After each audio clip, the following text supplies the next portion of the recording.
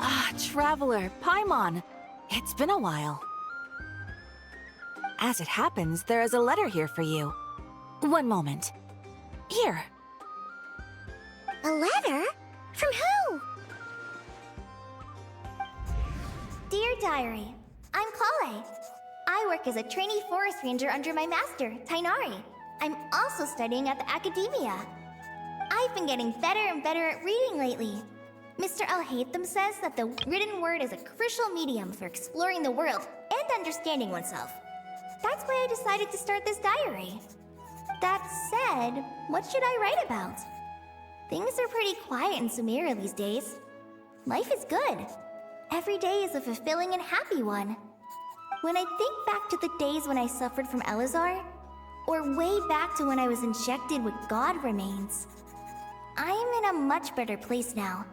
I hope it stays that way forever. I'll leave it there for now. Master said he'll take me shopping in Sumeru City today, which is great, because I've been meaning to visit the toy seller at the Grand Bazaar for a while now. Kale, time to go. Yes, Master! Huh?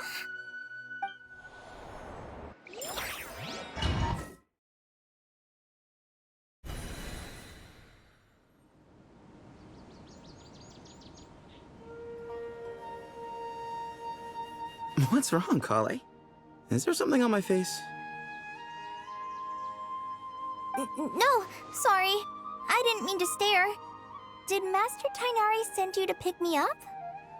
Master Tainari? What are you talking about? Tainari is the General Mahamatra. He's probably busy arresting criminals in Sumeru City. I mean, if that's what floats your boat, I can introduce you, but... Wait, Master Tainari is the General Mahamatra? But what about Mr. Sino? Sorry? Oh, you mean that guy who just joined the Vahumana Darshan? Rumor has it he's the leader of the Temple of Silence. If that's true, it's pretty impressive.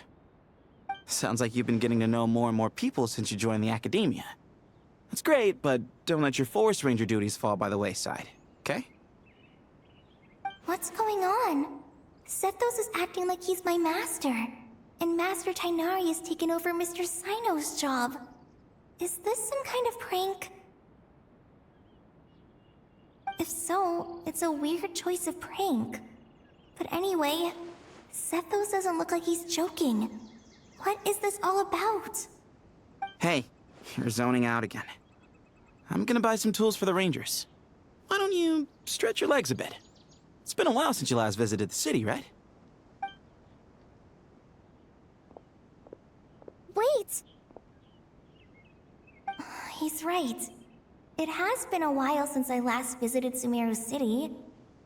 Was it always like this? I mean, it feels familiar, yet somehow... something seems different. Is this really Sumeru City?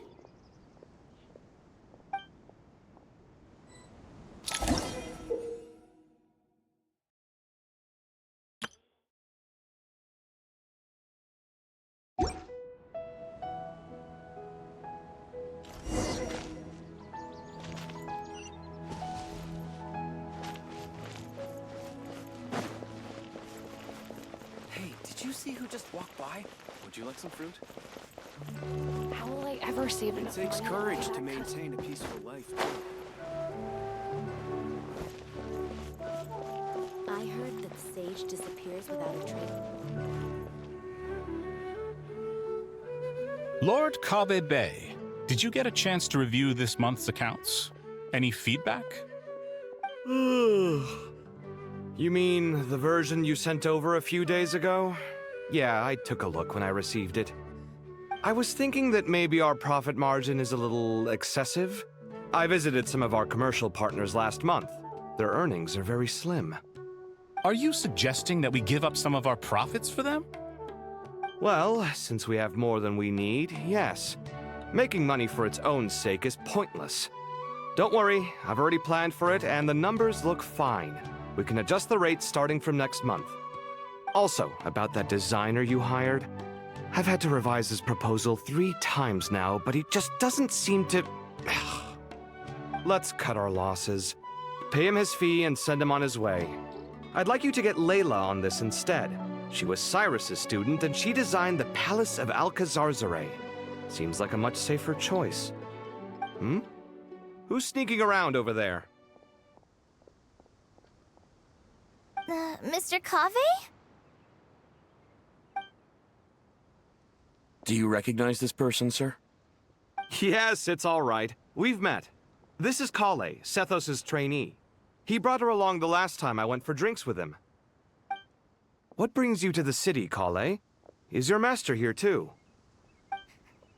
No, this is all wrong! Why is Mr. Kave saying that too? Tainari is my master, not Sethos. This can't be real. I have to ask someone else. There's gotta be someone else out there who still remembers the truth. Hey, wait! Don't run off! How strange. What's gotten into her today?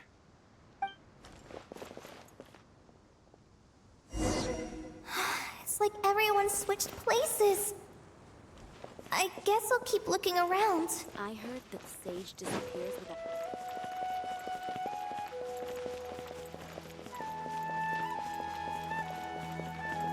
Would you like a cup of coffee? Students are under so much... Lots of visitors today, I see. Welcome all. It's been a while. Hey, Rahman. You know that guy who sells face powder on Treasure Street? I haven't seen him around in a while. Any idea what happened to him? Oh, you mean a Hongar? Yeah, he got into a brawl with Shavirme on Treasure Street. He's been banned from setting up shop there for now. Seriously? Oh, well, that's a shame. I was planning to pick out some makeup for you. Oh, don't worry about it. The legendary Flame Mane discussing makeup with the Zubair Theater star dancer. Now there's something you don't see every day. Flame Mane? You know, I'm not actually sure when people started calling me that. Maybe the other Eremites thought I needed a fiercer title to scare people off? To be completely honest, I think the title would fit you better than me, Dia. You think? Can't say I've never imagined myself as a merc. If I ever give up the dancing, maybe I'll head to the desert and give the Eremite life a try. You would? Is that so strange? Oh, not at all.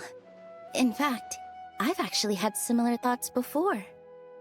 If I ever get tired of sleeping out in the wild, I think I might go look for a job at the Zubair Theater.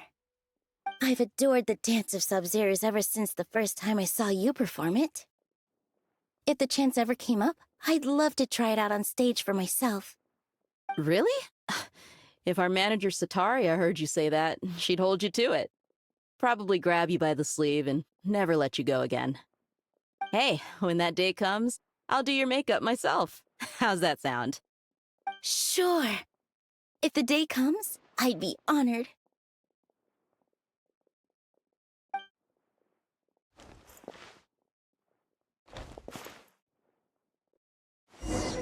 Everyone I know, everything I've ever known.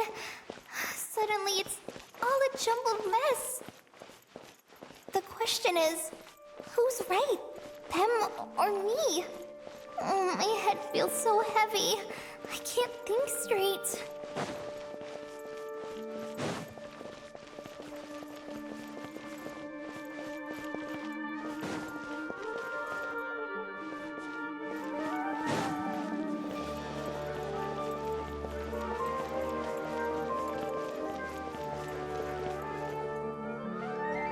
Mahamatra Tainari, we've apprehended the suspect. They say that the fool is prone to blind faith, but the wise man is not immune to it either. Siraj, do you have anything to say in your defense? Tainari, you were the one who turned the sages against me. Just a few words of caution from you was all it took to destroy my research. And now you're trying to stop me again? You should know that mechanical life is the future! We must cast aside our useless flesh and... That's enough. I'm not in the mood to listen to your lunacy. Anyone could tell you how amateur your work is. Karina, Ilias, put him somewhere safely out of the way. Yes, sir. Next on the agenda is... Master? What is it? Wait, did Professor Zahahati send you? She's been encouraging me to take on an apprentice. Might be getting a bit ahead of herself there, though. No, Master! It's me! Kale! Listen to me. Something really weird is going on in Sumeru City. It's like everyone's identities have switched around. You're not the General Mahamatra. You're a Forest Watcher. Just yesterday, we agreed to come to Sumeru City today to go shopping together and... All right, there's no rush. Let's back up a little. Your name is Kale, correct? Although this is our first meeting, you do seem strangely familiar somehow. Is there anything I can help you with?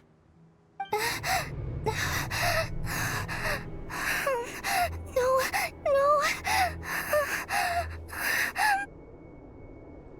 Master!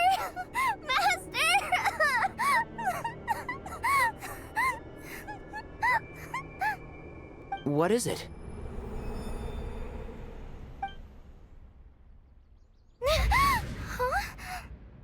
Did you have another nightmare? I've told you before, when you're tired, lay down on your back in bed and get some proper sleep.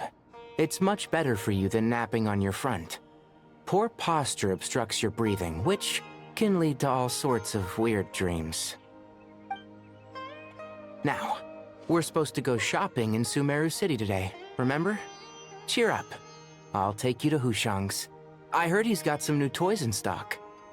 Go wash your face, take some deep breaths, and when you're ready, we'll head out. Okay. Thanks, Master Tainari. So it was just a dream. And yet, dreams can sometimes be a warning of things that will soon come to pass. Who said that? That dream felt unusually real, didn't it? Here's my suggestion. Since you're heading into Sumeru City anyway, you may as well tell Lesser Lord Kusanali about everything that happened. And just to be on the safe side, I think you should also inform your 2 traveler friends who once helped save Sumeru. I'd write them a letter if I were you. Time is short. A storm is coming from beyond the bounds of fate.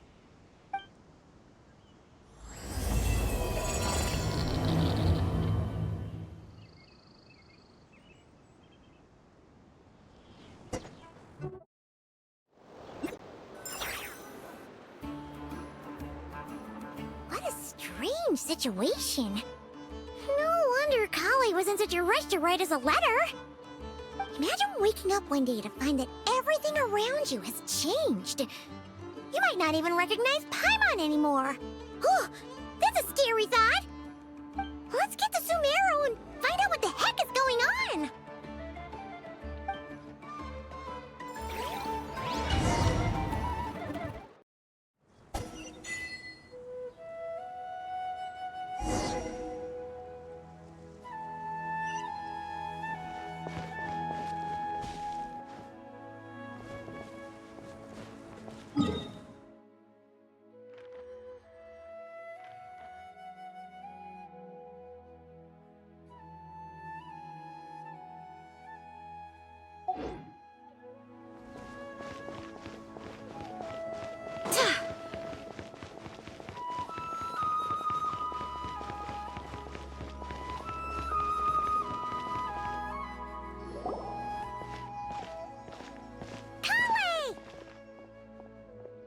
Traveler! Paimon! Thank goodness. I'm so glad you made it. Of course. We won't let anything happen to you, Kale. So, what's going on in Sumeru City? Looks like lots of people are moving or something. Yeah, I was just gonna say. After I wrote my letter, Master and I went to Sumeru City and told the Dendro Archon everything that I experienced, from start to finish. She was silent at first. It seemed like she was deep in thought. Then the next day, we got told that she was ordering everyone to leave Sumeru City immediately and move to Caravan Rebot. The entire population of the city has to move? Not just Sumeru City. The evacuation also includes Lokapala Jungle, Avidia Forest, Ashavan Realm, and Ardravi Valley. Basically, everyone living in the rainforest must temporarily relocate to Caravan Rebot. Holy smokes! That's crazy! Yes, it's quite an operation. Even if people only bring the bare essentials, the scale is simply enormous. They've requisitioned almost all the Sumpter Beasts in Sumeru for the task, including the entirety of Dori's Sumpter Beast Park. The Dendro Archon said that what Kale experienced was not a dream, but a warning. After our meeting, she immediately summoned the 6 sages to analyze the situation and discuss countermeasures. They concluded that the events seen in the dream are very likely to become a reality, and that an unknown danger is rapidly approaching. Oh, please keep that to yourself. We don't want to cause widespread panic. The official reason they've given is a large-scale renovation of the rainforest ecosystem. People are skeptical, but there haven't been any major incidents. So far, at least. The Dendro Archon seemed really worried when we spoke to her. She said you can go visit her in the Sanctuary of Surasthana when you arrive. She also said she'd hold out until the very end. Tighnari? Kale? You got a minute? I need a hand here. One moment, I'll be right there. As a forest watcher, I've been tasked with assisting with the relocation work. There's a lot to be done, and they need all the help they can get. This will be the final group of evacuees from Sumeru City. While they're away from home, they'll be heavily reliant on outside help. Thank you for coming in our time of need. As you can see, another crisis is upon us. Excuse me, sorry to trouble you, but could you help an old man find his medicine? It's buried somewhere in my luggage. Where's my mom? Where did she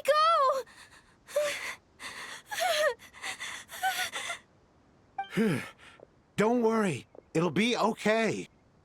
Those items are worth a small fortune. Make sure you store them somewhere safe. You understand? I bet you thought you'd get away with this in the chaos, huh? Guess again. No petty thief gets past me.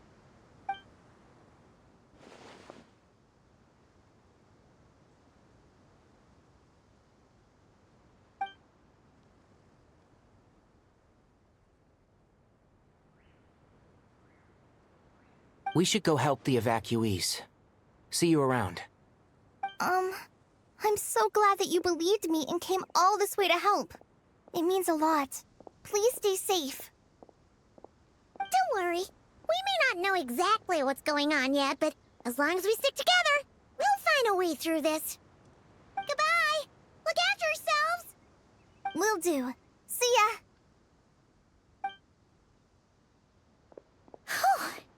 Paimon's not sure how she found the words to comfort Kale because, honestly, she's kind of nervous herself. Let's head to the Sanctuary of Surasthana and see Nahida.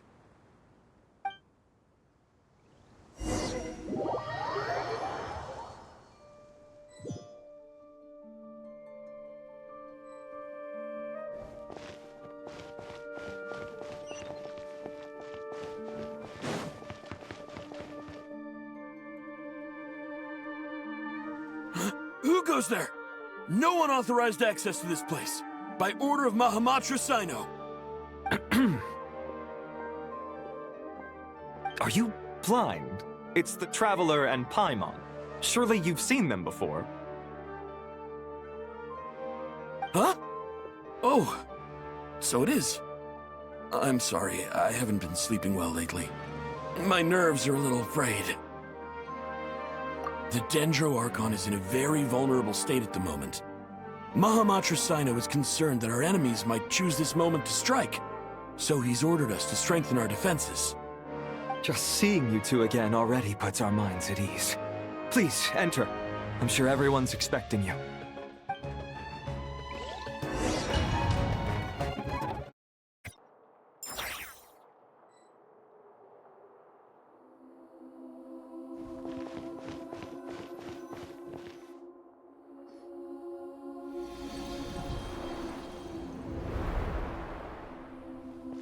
Traveler, Paimon, you made it.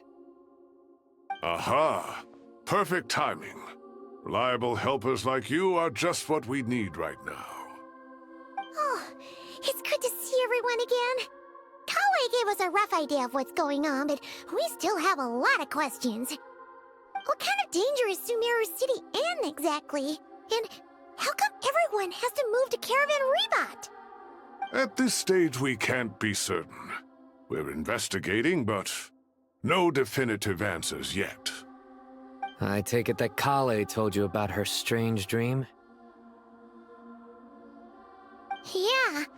Apparently, everyone in Sumeru City was acting super weird. Even you guys. It was like you'd all switched places. That's right.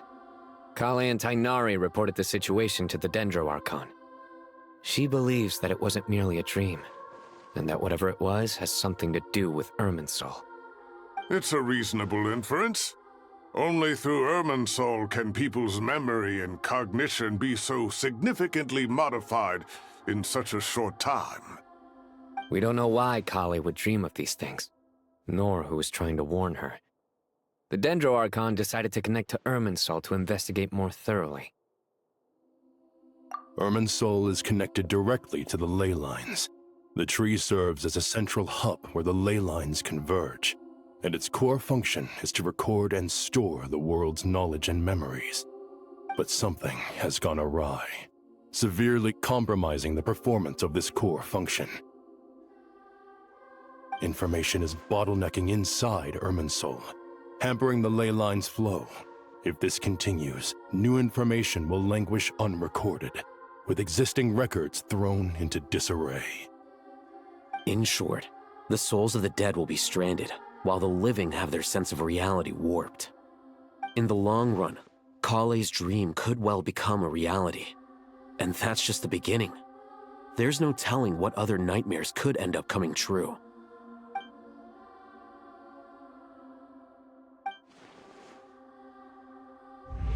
I have come this far, to use my death to open the gates of the ley lines to my people.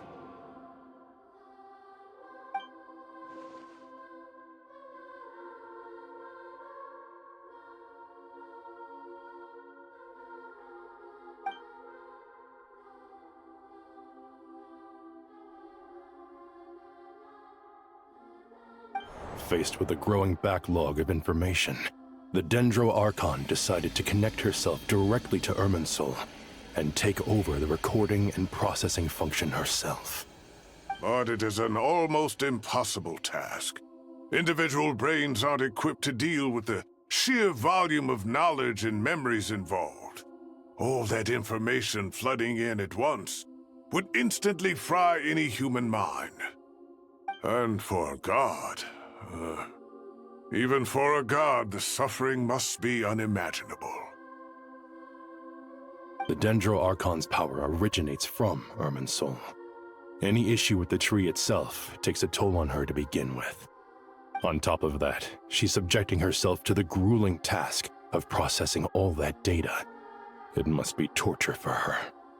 And despite all of this, she is somehow finding the strength to investigate the Irminsul situation from within and send us her findings. I finished analyzing the latest data. Looks like our working theory was wrong. There's no signs of Irminsul having been attacked from the outside. So it's internal then? Some sort of disease, perhaps? No. I've spent half my life studying the ley lines. If Irminsul malfunctioned this easily, the world would have met its end long ago.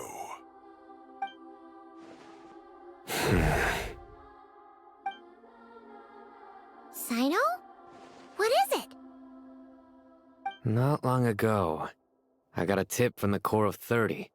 that a large number of unidentified merchant caravans had recently been spotted entering Sumeru through Beta Harbor. At first, I suspected that they might have something to do with all this, so I sent some people to investigate. But if Irminsul wasn't attacked from the outside... Don't you think there are more important things to worry about right now than guessing who's behind all this? It's been over 12 hours with no new intel. If even the Keeper of Irminsul is this badly affected, you can imagine how bad things are in there.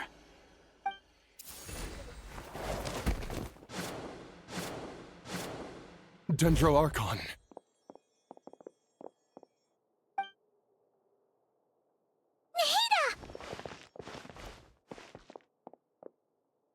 What's wrong?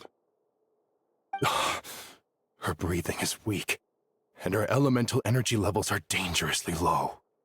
Looks like it's time to move to the backup plan. What's the backup plan? Get out of the city and take the Dendro Archon with us.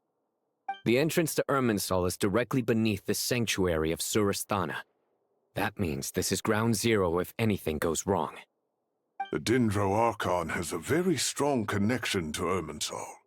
But theoretically, this connection should grow weaker with distance. Under normal circumstances, she can unleash her full power here. But with Irminsul out of control, our first priority is to get her away from here. The situation is critical. There's no time to deliberate. Everyone in agreement? I'll deal with it. I'll also let the Matra and the Core of 30 know to start evacuating.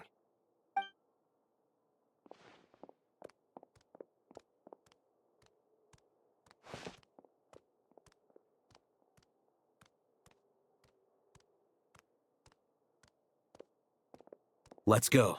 No sense grieving when there's nothing more we can do. Agreed. We'll be back as soon as this is over.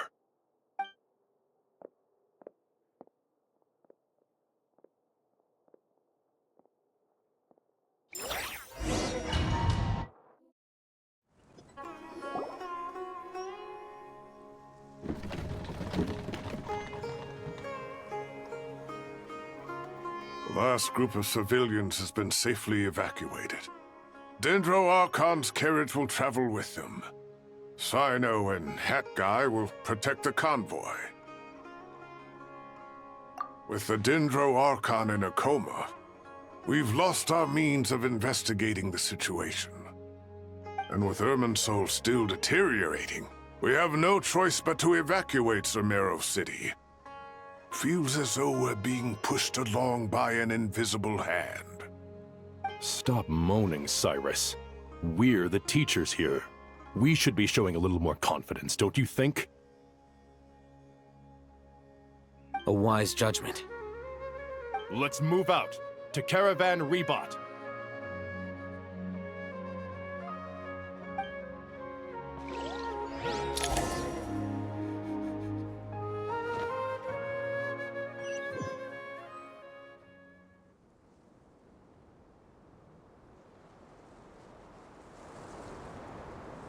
Sir, all units are in position.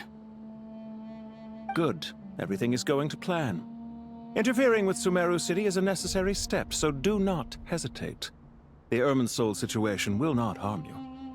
We need to speed things up here, too. We don't want to keep our client waiting, do we? No, sir. You have my word. Everything will be completed on schedule.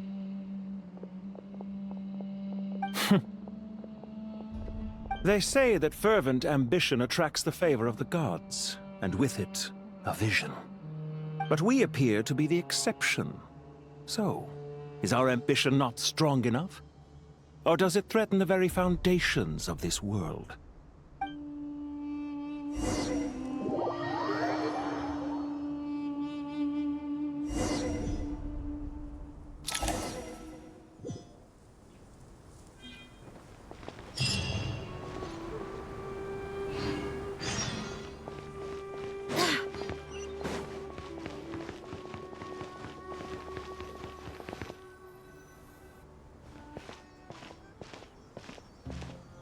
How is the Dendro Archon? Her breathing is steady, I prepared some therapeutic incense for her, but it hasn't had much effect. Her vitals are still very weak. Based on the information you've provided, I have a working hypothesis. Her condition is partly due to Irminsul's influence, and partly due to a physiological imbalance caused by the rapid depletion of her power. Elemental energy usually flows through the body at a relatively constant rate. The body grows accustomed to this rhythm, so when it's thrown out of balance, physical symptoms will appear. Is this similar to the ley lines? Overloading and withering both directly affect their vitality, potentially causing irreversible damage. Correct. From a biological perspective, if you overexert yourself, you pay the price with your life. The Dendro Archon is not only drained of power, but her life force is at a critically low level. Is there any way to restore her health? I know the ley lines have strong self-healing abilities. As long as any blockages or pollutions are dealt with, they can quickly regain their vitality. But what about people? Well, gods. What's their capacity for self-healing? Before we think about that, there's a bigger predicament to resolve. Restoring the Dendro Archon's power requires us to heal Irminsul first. But that will be extremely difficult without the Dendro Archon's power. Paimon's already getting lost here.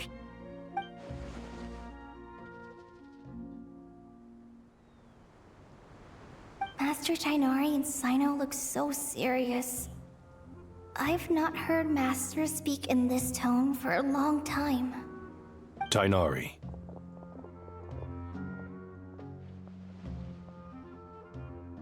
Master Nephis, sages. Tighnari, haven't seen you in ages. Have you gotten taller? Or did your ears get longer? Hopefully the former, Uncle Baladuri. Sino, where's Professor Cyrus? I thought he'd be with you. He went out into the wild to investigate the situation. He said that the Irminsul anomaly will likely start to affect the real world soon. He shouldn't be trotting around alone at his age. Which way did he go? I'll look for him later. Would someone mind introducing us? Ah yes, of course. Allow me to do the honors. I'm sure we're all familiar with the Traveler and Paimon. They're the heroes who helped foil Azar's conspiracy and save Sumeru. These gentlemen and I are the 6 current sages of the Academia. Balduri and I are part of the Old Guard, while the other 4 took office after Azar and his clique fell from power. We have Sage Alkindi of the Spantamad Darshan, Sage Farnas of Kasharawar, Rataoist Sage Shakir, and finally Harabatot Sage Rusht. Nice to meet you all! I've heard much about you. Delighted to finally meet you in person. You're younger than I imagined for someone with the power to stand up to fate itself. Thank you for lending your aid to Sumeru once more. Once we're on the other side of this, could we get a photo together? My daughter has a friend named Isak. He's always talking about you two. Of course! No true hero would deny a child their wish. Back to business. So with the Dendro Archon currently in a coma, the people have taken temporary refuge at Caravan Rebot, but they cannot stay here forever. We need to come up with a plan as soon as possible. Farnas, any thoughts? Well, firstly, having reviewed the data, I'm inclined to agree with your assessment. This doesn't look like an attack on Irminsul from the outside. Rather, it resembles a malfunctioning machine. Calculations going haywire and sparks flying. That being said, before we consider how to fix it, we need to understand precisely what has gone wrong. Furthermore, we somehow need to ascertain this without relying on the Dendro Archon's power. We have no direct access to Irminsul.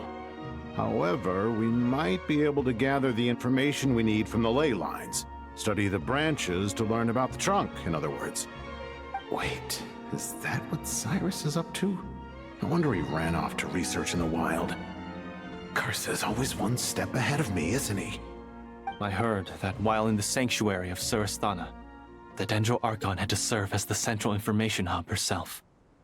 This is a clear sign the situation within Irminsul might be far worse than we can imagine. Irminsul is vital, not just to the safety of Sumeru, but to all of Teyvat. We must be the ones to bear responsibility for this world. To be on the safe side, I think we need to consider some backup plans. Are you saying we should consider a scenario in which Irminsul is completely destroyed? I'm merely pointing out that the possibility exists. You have a valid point. But until worst comes to worst, I believe we should focus our efforts on resolving the Irminsul anomaly and helping it recover. Kale, I understand that you were the first to foresee this crisis. If it's all right, I'd like to talk with you about it in more detail. Of course! But even I don't know how I came to have that dream. If there are no signs of external damage, could it be a stress fracture? Metals tend to suffer from this issue with long-term use. And Irminsul has existed for centuries, after all. It's possible, but surely a stress fracture would be more likely to cause a complete shutdown rather than chaos. Sages, General Mahamatra, sorry to interrupt, but something has come up. What happened? Some citizens didn't believe that Sumeru City was really in any danger. They slipped away and hid during the relocation, intending to return home. How many people are we talking? About a dozen. Sakura found them while on patrol, but they appeared to be suffering from psychosis. For whatever reason, they were trying to kill each other. By the time we arrived, there were only 2 survivors. One was unconscious from their injuries. The other tried to attack us, but was subdued. Where did this happen? Near Yasna Monument. That's not far from Caravan Rebot. Master. I know. The Irminsul anomaly is beginning to have effects in the world. I didn't expect it to spread to Yasna Monument so soon. It almost feels like we're being chased relentlessly, with no time to catch our breath. Sir Cyrus said the same thing. He sent me back to report in, while he continues investigating. I'll go join him. Count me in too. Don't let my age fool you, I can still fend for myself. Very well. Meanwhile, the rest of us will continue discussing our next steps. Get back soon. Take care of yourselves. It's getting dangerous out there.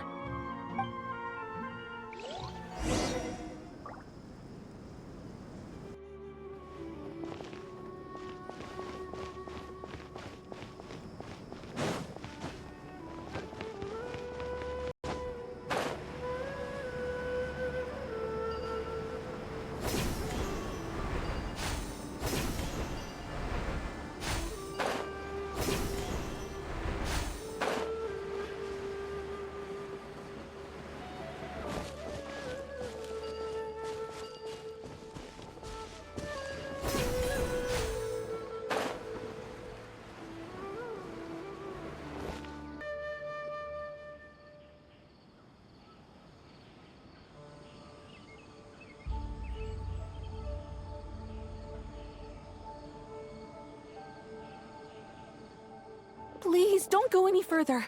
As you get closer to Sumeru City, there's no knowing what dangers you might encounter. So this is our mentally disturbed man? I'm going to gut you all!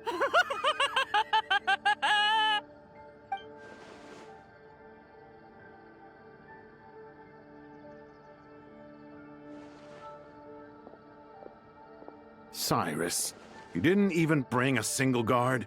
Do you think you're some sort of warrior? It's fine. Come here and look at this. Oh, it's... That's right. Flowers that bloom from openings in the ley lines, indicating some sort of anomaly. I don't believe I've ever seen a color like this before. Did you discover it nearby? Not just here. Way over there, too. They're everywhere. There's even more in that direction. How did you ascertain the situation further ahead? Didn't you just say that we can't go beyond this point? Yes. This area is relatively safe so far, but if you continue forward, delusions will start afflicting your mind. However, some vision-bearing mercenaries were able to maintain their sanity a little better. They're the ones who brought back news from further afield. Sino, do you remember the class I taught on dissecting leyline blossoms? I do, Professor. I received full marks in that course. Good. After all these years, it's time to put that knowledge into practice. There must be anomalous information hidden within these blossoms. Alkindi, I'll need your help as well. Been a while since we worked on a project together, hasn't it? Sure has. Well, what are we waiting for? Let's get to work. Anything we can do to help?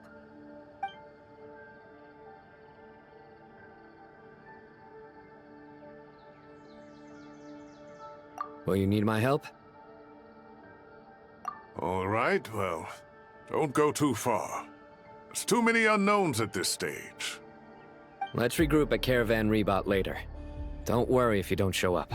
I'll come and find you.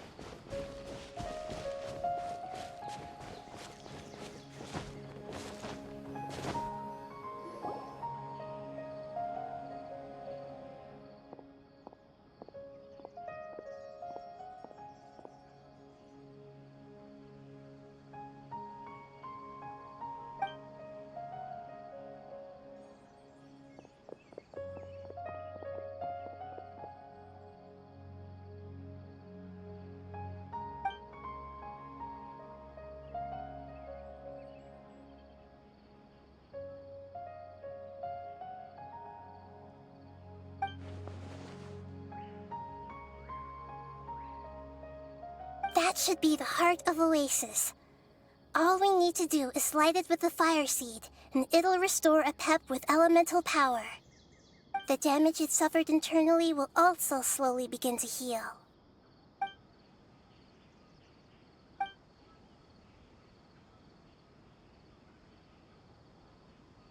What is it?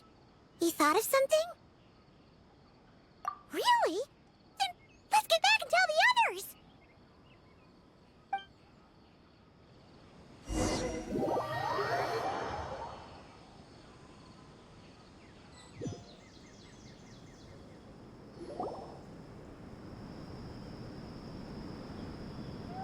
Whew. Glad to see you've returned safe and sound. Any longer and we would have gone out looking for you. Well, this is a nice surprise. Paimon sure feels better with everyone we know here. We've made some progress, so let's start by giving you and Paimon a quick update. By dissecting the ley line's blossoms, we've been able to deduce that although Irminsul is experiencing an anomaly, it has not completely rejected access from the outside. The Dendro Archon has the power to connect to Irminsul, but there's also another way. I assume you recall the devices everyone was wearing when you first arrived in Sumeru? Devices? Oh, wait. You mean... The Akasha terminals? That's right. Of course! It's been so long, Paimon almost forgot all about the Akasha. Wasn't it shut down, though? Yes, but although the system isn't currently operational, the technological infrastructure is all still there. And it turns out that a certain someone gets so bored at work that he's actually read through every single one of the instruction manuals. No prizes for guessing who that was. If praising others is that embarrassing for you, you can simply spare yourself the ordeal. As much as it pains me to say anything nice about him, there's no denying his intelligence. He rarely forgets anything he's read.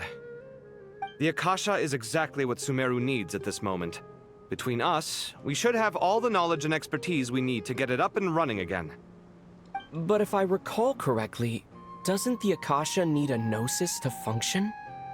That's exactly right. The Akasha relies on the Gnosis as a power source, and in its absence, we'll need to find an alternative.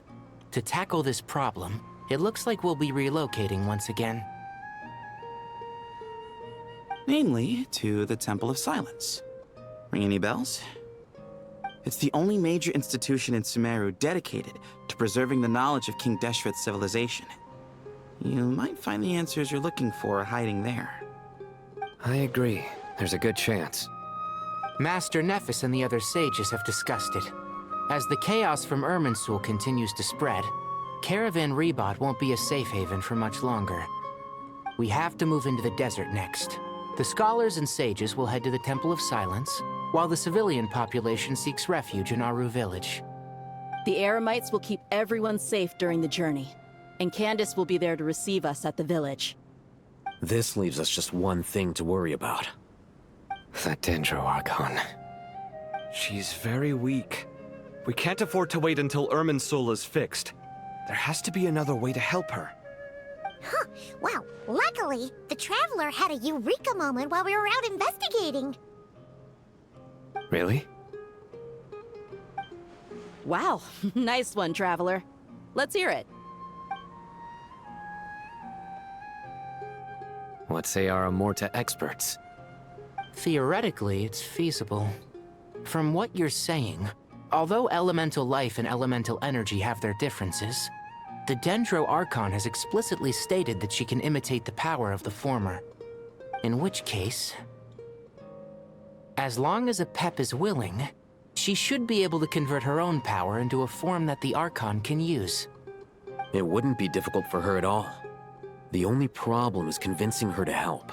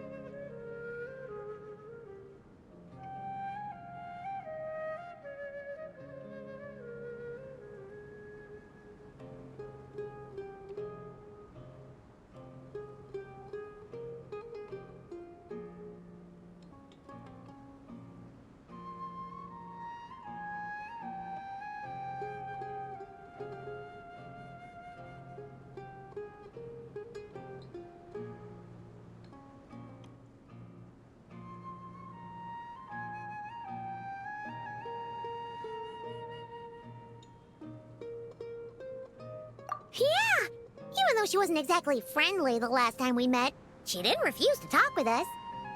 When she realizes the danger that Nahida is in, surely she won't turn a blind eye to it. Well, hopefully not. Either way, we're not exactly spoiled for choice here. Hey, it's better than having no options at all. I agree. Without Irminsul's aid, the legendary Dendro Dragon Apep may well be the only living thing in Sumeru who can help our Archon recover her power. There's no time to lose. I'll bring this proposal to Master right away. If he and the other sages agree, we'll split into 3 teams. The academics will go to the Temple of Silence to look for a solution to the Akasha problem. The Eremites will escort the civilians safely to Aru village, and the Traveler and Paimon will take the Dendro Archon to see Apep. There's still a long road ahead, and no knowing if we'll make it. But at least we have a direction now. I'll take it over floundering around in confusion. If there are no objections, then let's proceed. But before we adjourn, I would like to leave you all with some parting words. No matter the distance between us, there will always be an invisible force tying us together. May the bonds forged in the past shine bright like stars and open a new path before our feet. Huh. Is that from King of Invocations? No. This one's from King of Invocations, the sequel. What's the difference? The sequel's much cooler. Couldn't agree more. Well, it was very apropos. Once this is all over, I'll give everyone a copy of King of Invocations, and the sequel to show my gratitude. Come on, let's get moving.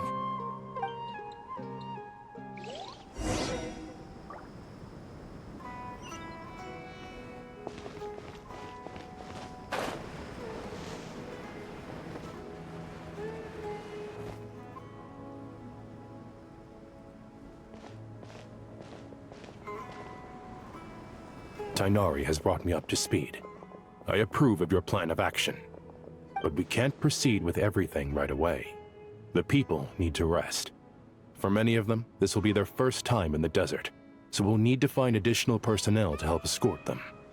You two, please go on ahead with the Dendro Archon. Let's rendezvous at the Temple of Silence later. No problem. We got this. Words can't express my gratitude, so let me just say, I hope everything goes smoothly for all of us. Goodbye for now. All right, let's get going. If Paimon remembers correctly, the last time we saw a Pep was in... Traveler, Paimon. Could I borrow you guys for a moment? It'll only take a second. Kale, what's the matter? Well, the thing is... Master Tighnari once told me, after you raise a problem, you should think about how to resolve it. But ever since I had that dream, I feel like I haven't been of any help at all. I tried my best to keep up with the conversation, but there was so much new information, I couldn't take it all in. So, I just wanted to ask, do you have any tips for me there? Paimon knows exactly how you feel. But fear not, everything you need to know is right here in Paimon's notes. Sumeru chapter! It's got tons of info about all the things we've seen and heard on our adventures. Some parts are a little simplified, but hopefully it all makes sense. You see? Being the greatest guide in Tibet isn't just a fancy title. It takes a lot of hard work. Paimon doesn't always understand the things you're talking about with other people. Whenever that happens, she notes down the confusing parts and goes over them in her own time. This is perfect. Could I borrow it? Sure. Matter of fact, you can keep it if you want. Paimon has another copy. The spare copy was originally meant for the Traveler. Paimon used to worry that one day he might not need a guide anymore, so she wanted to have a gift for him, in case we ever parted ways. But it doesn't seem so necessary nowadays. We have so many more places to see together. One copy will be enough for both of us. Thank you so much. But still, these are your treasured memories. I think I'll make my own copy and then return the original to you. Anyway, that was all. I won't keep you any longer. Have a safe trip. See you again soon. See ya! Alright, time to bring the Hida to see a Pep. Let's hope that old grouch is in a negotiating mood.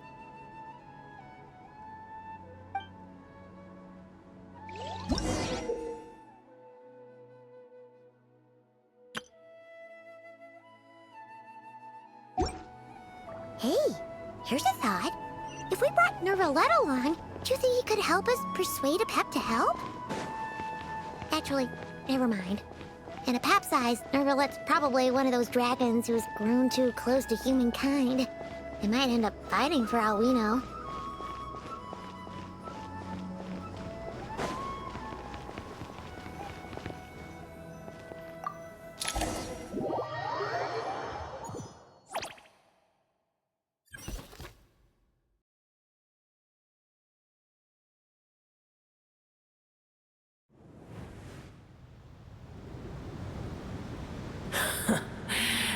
I had a feeling your kind might come calling.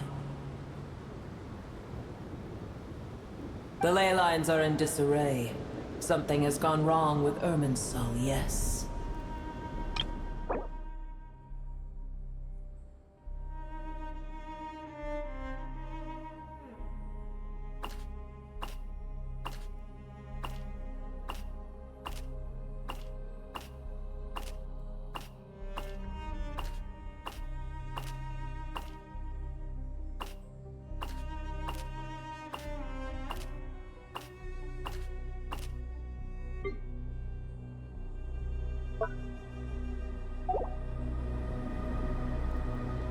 Even from a great distance away, I can sense that Sumeru is headed for destruction.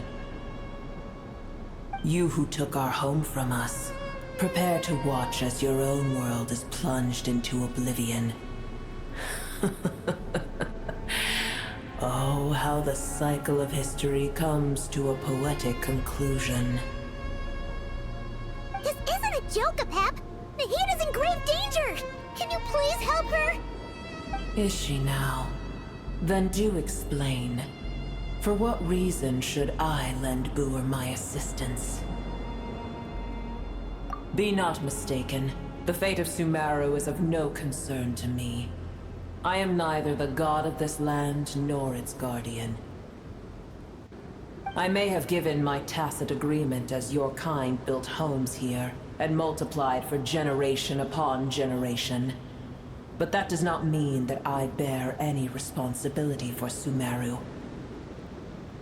Tiny Boer, puny humans. In my eyes, all of you are but intruders who followed in the wake of the heavenly principles. I am not obliged to be your savior. Apep, if you truly despise gods and humans so much, well, after the great humiliation of being helped by a god in the past, shouldn't you be jumping at this chance to balance the scales? Now that is a compelling reason. When El Ahmar plotted against me and I was tortured by forbidden knowledge, it was Boer who saved me from agony. And though I regard with shame the pity of my enemies, to receive aid without repaying it would likewise tarnish a dragon's dignity. Oh, tiny Boer, puny humans. Just this once I shall deign to show you the true power of dragonkind. Whoa! It's happening again! We're gonna get sucked in!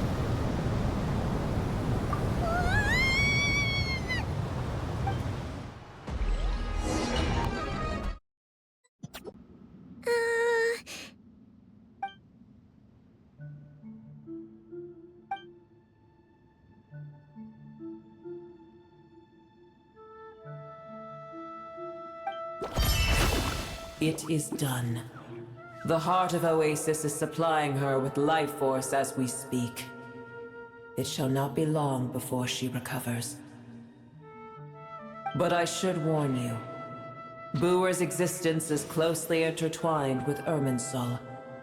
Unless the issues plaguing it are resolved, she will never completely recover her former strength. Thank you. Spare me your words of gratitude.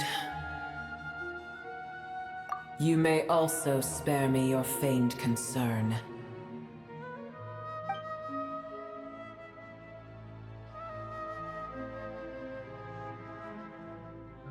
A dragon's sovereign's power is far greater than you can imagine. While I was indeed weakened when the heart of Oasis ran dry, providing Tiny Boer with a morsel of my life force shall have little consequence for me.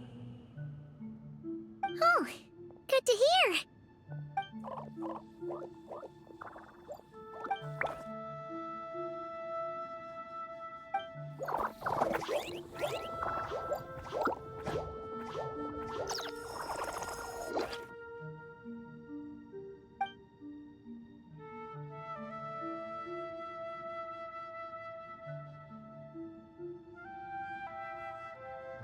Ever held in high favor, I see.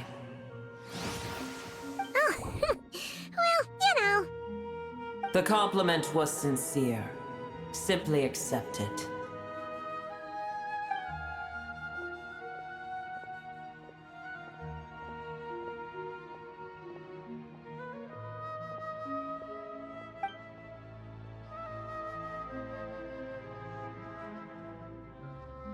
I did once.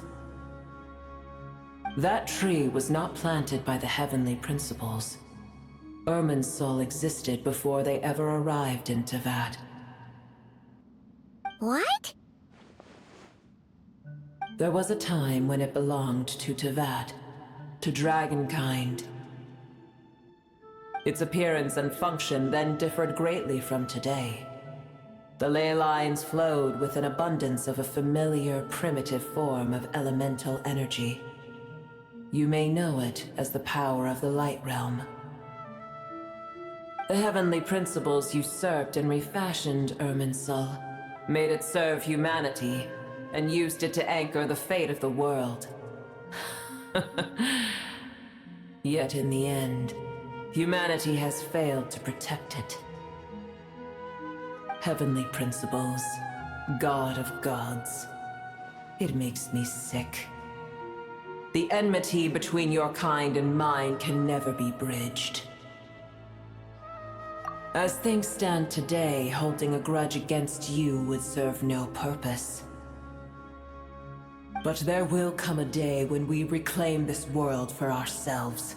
The opportunity will arise no matter how long we must wait.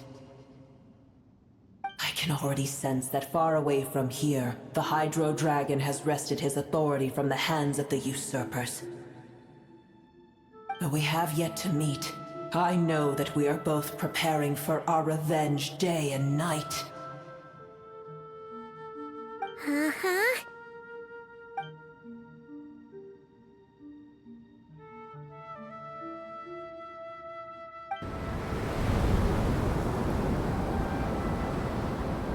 I hear a great disturbance out there. Huh? What is it? Sandstorms come. The Djinn. I see. Another calamity approaches. You both seem restless. Let us part ways here. Boer is safe with me. Once she has recovered, I shall return her to your side. Oh, thanks again. Take care, all right? I told you already I have no need of your feigned concern.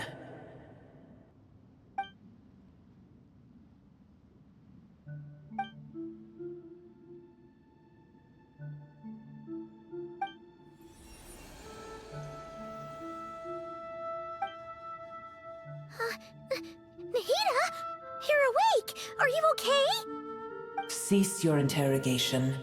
Yes, she awoke for a brief moment, but she has now lost consciousness again. Take it. We shall talk more at another time.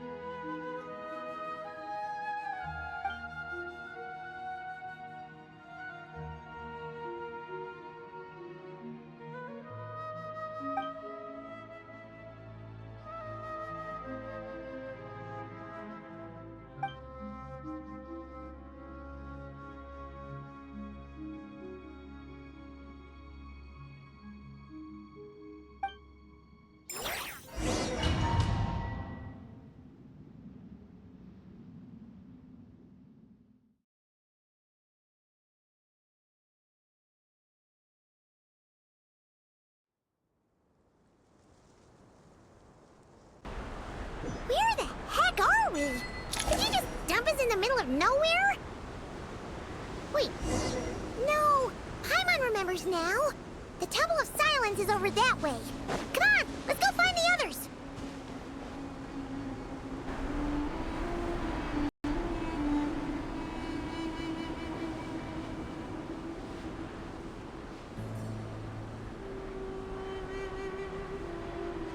There's no need for everyone to stay here. I'll protect the sages. The rest of you, return to Aru village. Yes, Mahamatra Sino.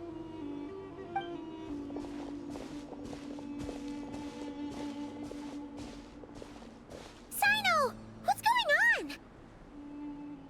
You're back. How is the Dendro Archon?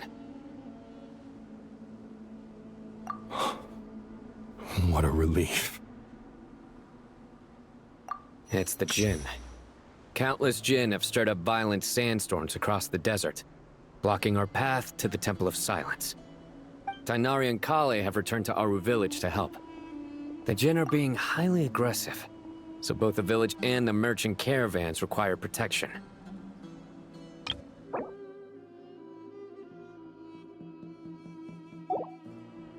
It's just one thing after another. Where did all of them come from anyway? In all my trips to the desert, I've never seen anything like this before. As I see it, the only possible candidate is Gurabad.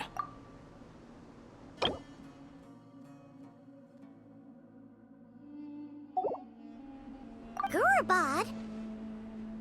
Baladuri could explain in more detail if he were here.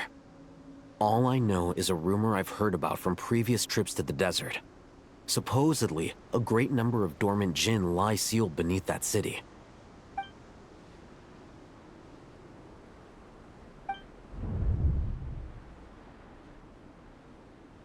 Gurabad is, for me, a fated land. I must therefore return back to this city, where my destiny awaits me still.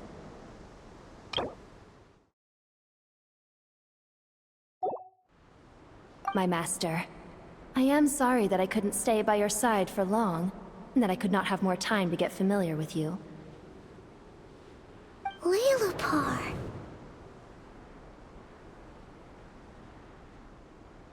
Yeah, we once said goodbye to a friend there. Well, maybe not a friend exactly, but someone we met on the road anyway. She was a strange bottle. If we can find a way to wake her up, maybe she can help solve the situation in Gurabad. Well, be careful. You may find there's more than just the Jinn to worry about. You mean, there are other dangers in Gurabad? It's a sensible assumption to make. The moment we arrived in Caravan Rebad, the Irminsul anomaly started spreading in that direction. Now we've moved to the desert, and suddenly we're plagued by Jinn and sandstorms. To call it a coincidence would be a stretch. Don't worry, we've gotten a lot stronger since our last stint in Sumeru.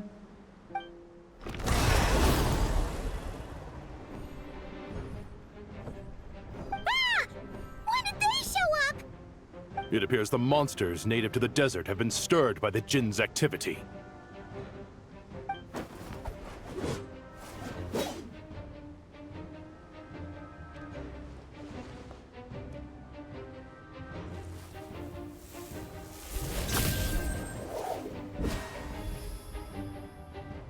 You should get going. We'll take care of things here.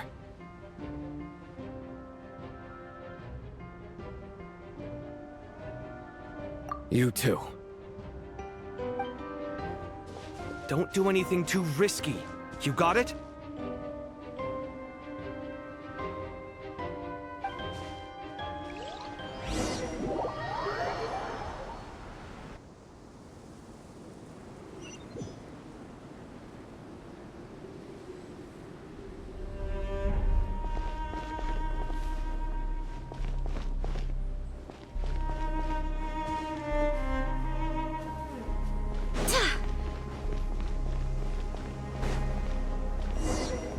The Jinn are swarming out of Gurabad! Looks like our vision was right! Let's get inside and see what's going on!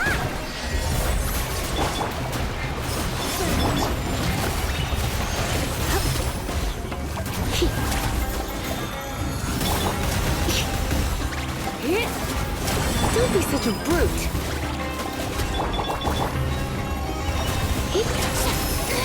Stop that!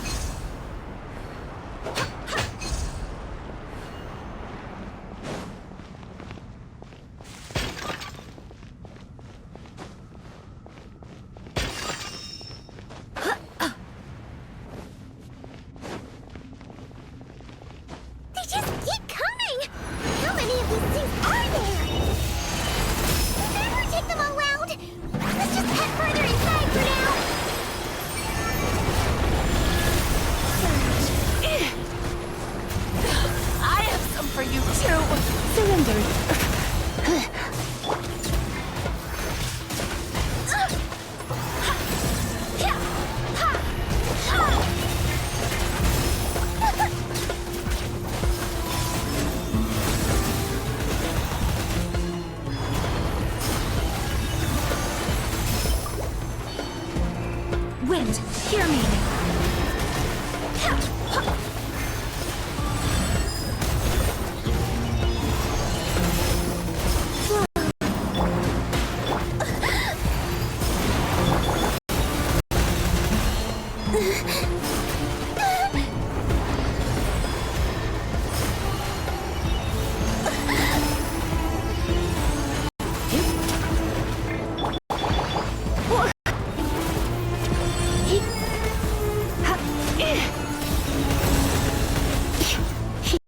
Don't be such a brute. The show begins! Stop that!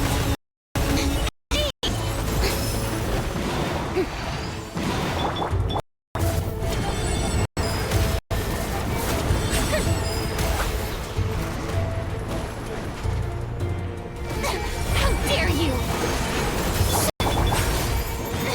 Stop that!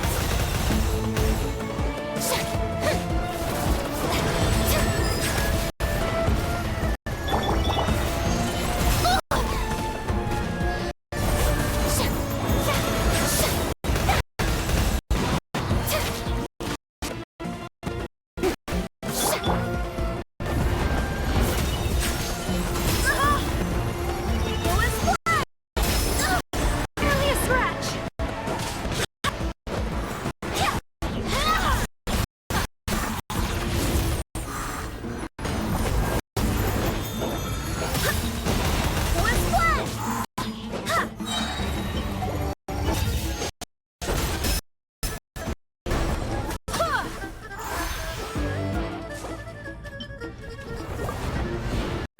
I swear by my sword! Go as planned!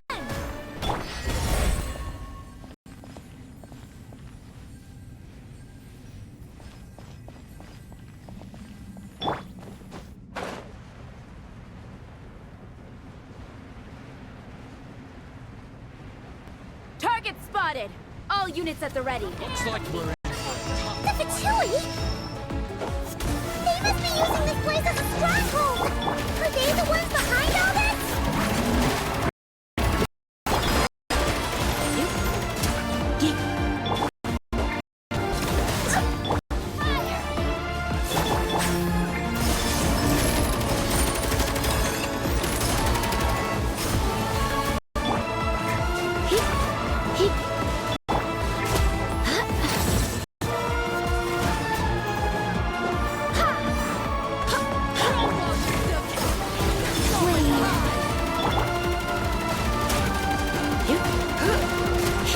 Don't be such a...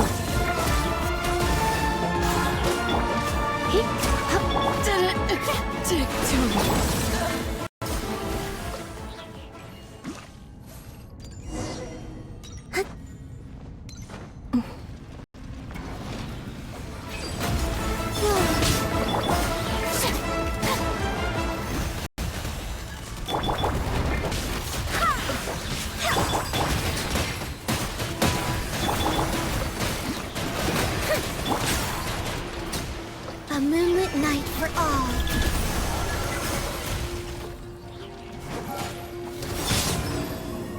Barbados, guide us. Get, hit.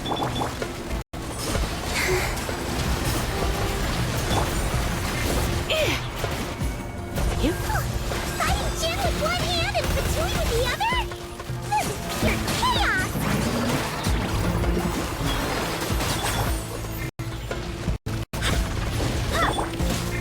Surge.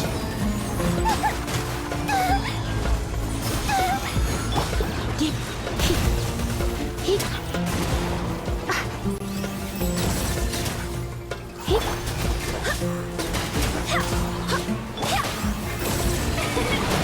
How dare you!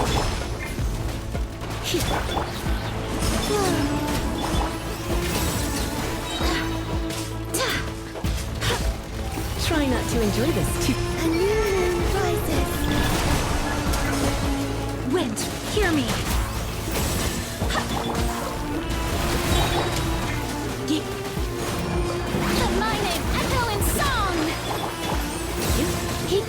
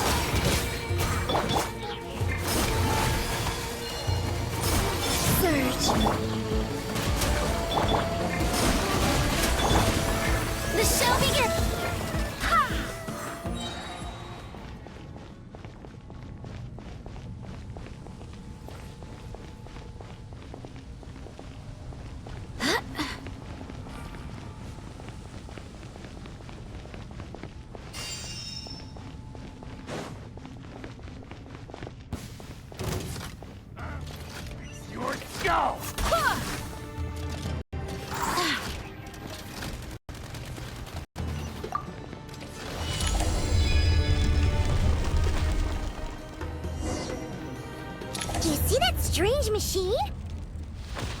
Paimon has a sneaking suspicion that that thing wrecking Gurabod and setting all those dangerous Jinn free! The target has reached the core zone. Requesting backup. Repeat, requesting backup. Backup en route. Stop him at all costs.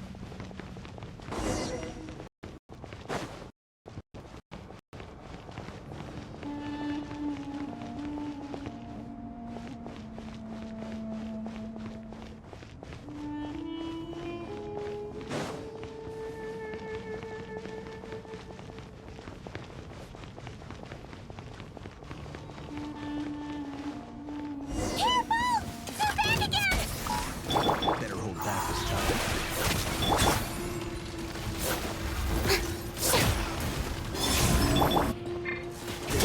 Do it.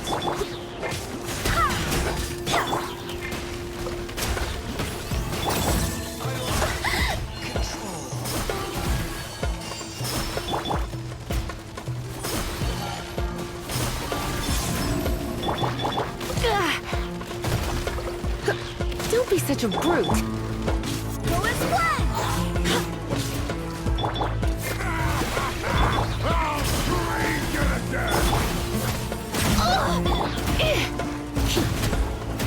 Barbados, guide us. Go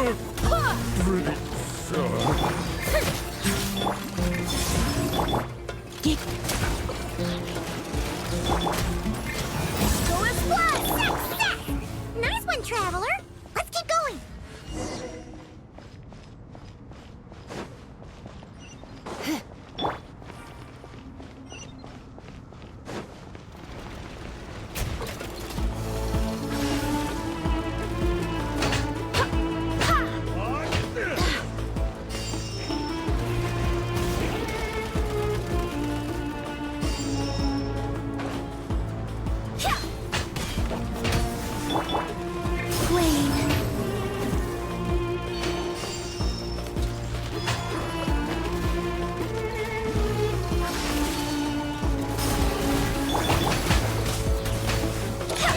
Jin's gone kaput!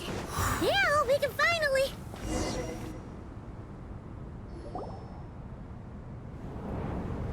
It seems my subordinates failed to stop you in your tracks. Apologies, sir. There is no need to apologize. You did well to hold your ground against such a powerful adversary for as long as you did. I must commend your courage and perseverance. So, you're in charge here, huh? First the problems with Irminsul, now this mess in Gurabod? Are you the ones responsible for all this? I'm afraid I cannot answer that. I assume you aren't naive enough to expect answers from an enemy. Oh, this guy is so snooty! However you want to spin it, you're clearly involved in this somehow. So you can either start talking, or we'll have to make you talk. Let's get him! Traveler, what's wrong?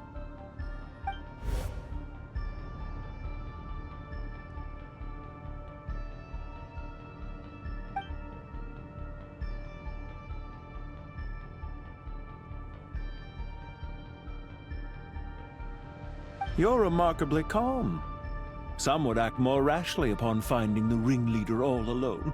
But you keep your cool. Even as your enemy, I must applaud you. Did you show yourself just to say that? Is this you trying to take back control of the conversation? Unfortunately, I really don't have anything to say to you. I am here merely to indulge my own curiosity. Your names are well known among the Fatui. Naturally, I wanted to observe you up close while I had the chance. Hey! Don't treat us like we're some kind of exotic animals in a zoo! Oh, I wouldn't dream of it. You seem rather predisposed to misunderstand me. I'm quite aware that you are both heroes of great renown. You have resolved crises in many nations and won countless allies along the way. I've been following your adventures with great admiration. My only regret is that the trajectory of your journey conflicts with our goals. What do you mean, admiration? Sorry, but that sounds pretty weird coming from you. I don't see why. We may happen to occupy opposing sides, but there is no cause for deep-seated enmity between us. To respect one's enemy is to respect oneself. Well, now that you're observing us up close, what do you see? I've observed as keenly as I can. Yet, while I endeavor to understand, your true strength remains a mystery to me. Violence is not my area of expertise either, so you see, I would much rather converse with you like this than determine a victor with the edge of a blade. Besides, I've heard that even 3 moons in the sky fail to eclipse your brilliance. I know better than to bite off more than I can chew. 3 moons? So you have a connection with the Harbinger, the Doctor. Well deduced. Our commander, Dottore, died in Nodcry, but there are things that do not end with his departure. We must...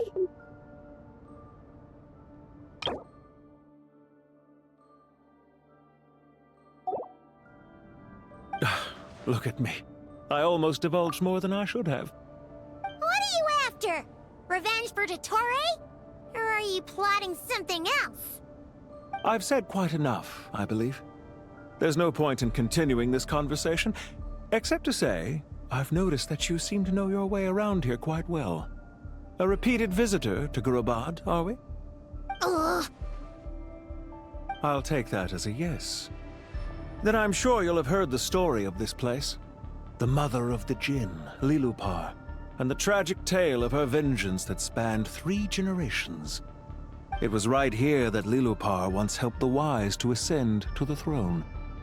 But from that moment on, every king who sat upon it was corrupted by power.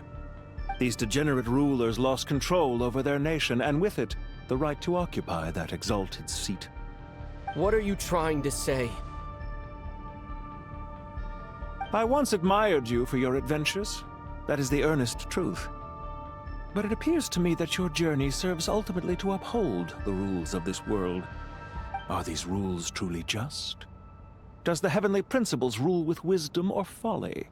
And how can we be sure that the 7 who wield authority over the world will not be corrupted? Do you seriously think you're gonna convince us of anything? Convince you? I'm sure my commander already tried that. Why would I waste my breath doing the same? If a few words from a stranger were enough to make someone completely change their stance, it would only prove that they never had a firm will to begin with.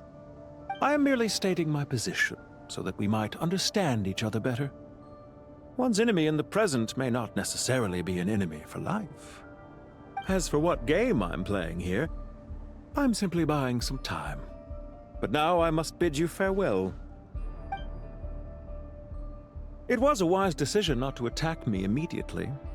Since you did not fall for my ambush, I will now have to ask those in hiding to reveal themselves. Leave this to us, sir. Very well. I trust you to do what is necessary. Stall him while I execute the next step of the plan. Sumeru City, Irminsul. Hey! Stop right there! Don't you dare leave without explaining yourself! All units, stop them! Protect the commander! Did you hear that? He mentioned Sumeru City and Irminsul! He definitely knows something! We can't let him get away! Get rid of these pesky soldiers, quick! Time to shine! May I...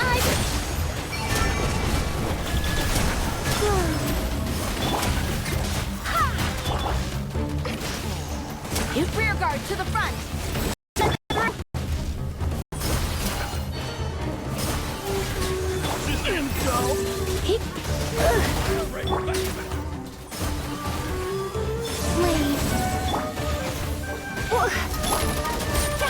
Get that thing in position!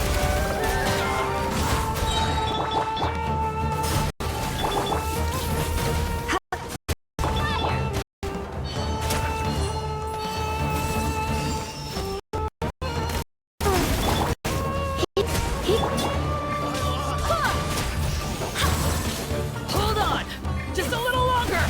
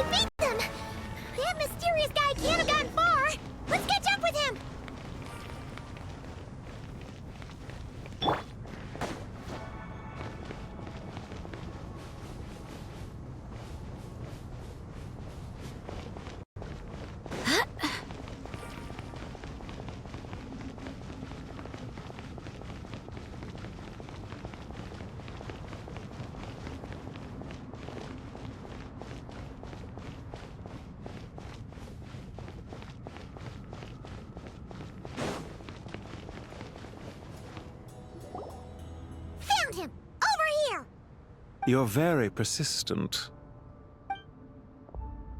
Hey, you! Stop running and explain yourself! What are you trying to...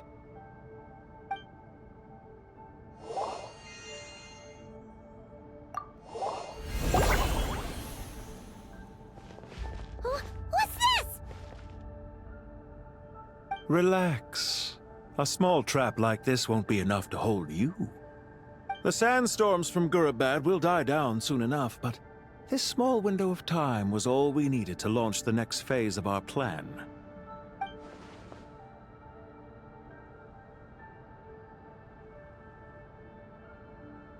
Don't be discouraged. I knew that someone would come here eventually, so I planned ahead. Where to chat with you, which door to exit from, even which mechanism to wait by for you. I thought through every detail. You, meanwhile, know nothing of who I am. So far, you've only heard my voice, and for all you know, it may not even be real. But not to worry. This is only our first meeting. It shan't be our last. Just to answer me one last question.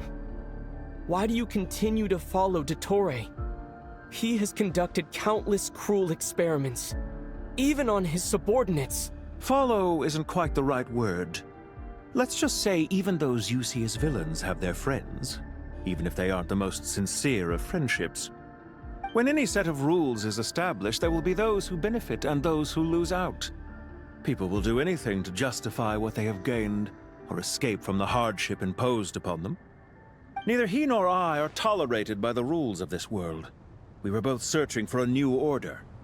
Our ideas of the final form that should take may have differed, but our journeys took a shared path. Goodbye, Traveler and Paimon. I wish you a timely escape, albeit not too soon. I will need a little more time to prepare, after all. Hey! Come back! Wait, this dark wall. We've seen these on our adventures before. It swallows people up! Oh, I'm sorry. She shouldn't have jumped the gun! Oh, okay. He may have fooled us this time, but we'll get him back!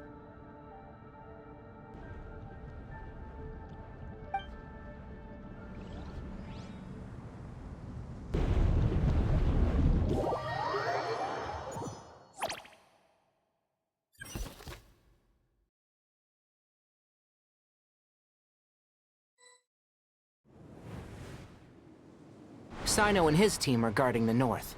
We'll take this side. There's so many Jin. We can't let them get into Aru Village. Don't fret. I am well prepared for this situation. Huh. So you have a solution? Perhaps you're unaware that I have a trusty genie partner of my own, Plumpy. If I send her to negotiate with the others, this whole thing will be resolved before you can say Mora. Off you go, Plumpy.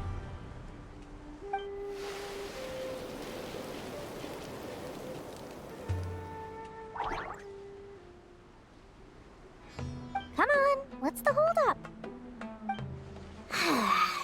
5,000 Mora. 20,000 Mora.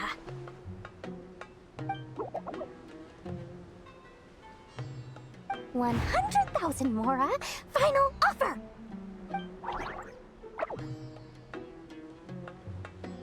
Ah, so she's a hired partner.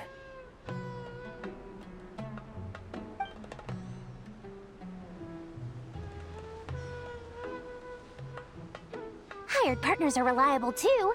Plumpy here is a highly skilled negotiator. You'll see. Just a few words from her and...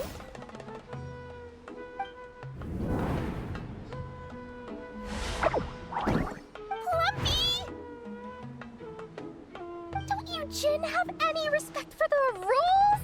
This was supposed to be a negotiation! How dare you treat my messenger like this? You wanna play rough? You can play at that game!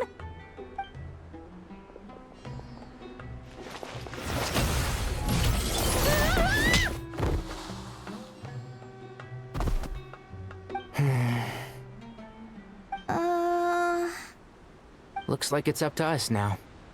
Be careful, Kale. Yes, Master.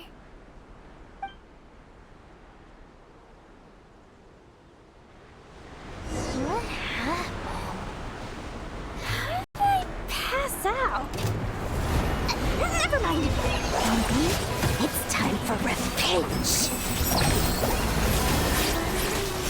You know, this reminds me of when you first arrived in Avidia Forest. You were trying to help a child retrieve a lost toy when you stumbled upon Spino Crocodile territory by mistake. Yeah, I remember. Our first time fighting side by side. Fighting side by side? I seem to recall swooping in to rescue you with a team of forest rangers. Please stop.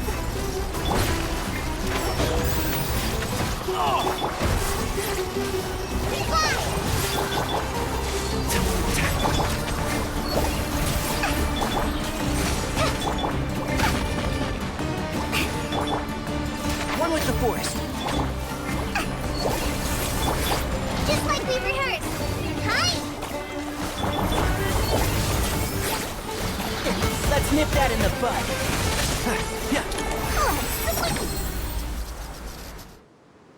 There's too many of them! I can't believe I used 12 rare items in one battle! Ugh.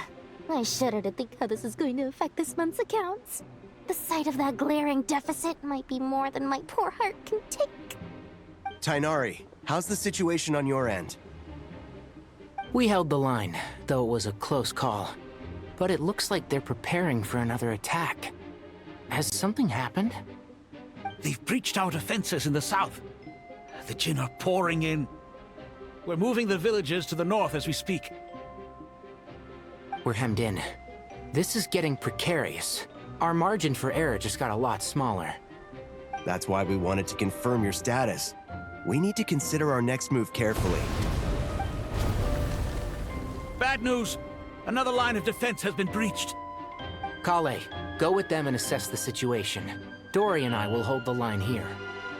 But Master! Even with 3 of us, we barely managed to. This is not a discussion, Kale. Don't worry about us. She clearly still has plenty of tricks left up her sleeve. Wait, you can't pin all your hopes on me? Oh, great. I've almost run out of the things I brought with me, and the rest is back at the caravan. I should be able to hold out for a little longer, but still... Master! Need any help? Huh? What is it, Kale? If things continue like this, it won't be long before Aru village is overrun by Jinn, and the sandstorms are sure to follow in their wake.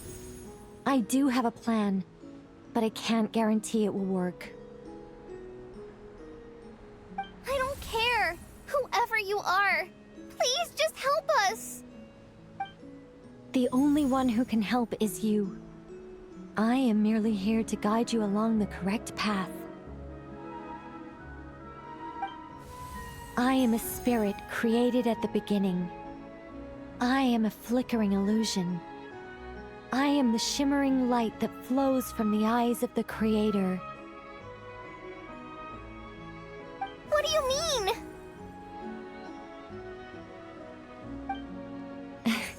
It doesn't matter. You don't need to understand it. Just repeat after me, one line at a time.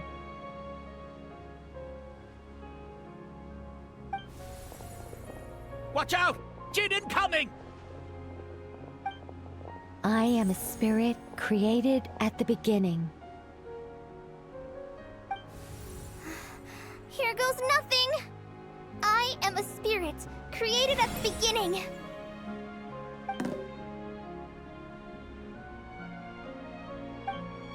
I am a flickering illusion. I am a flickering illusion.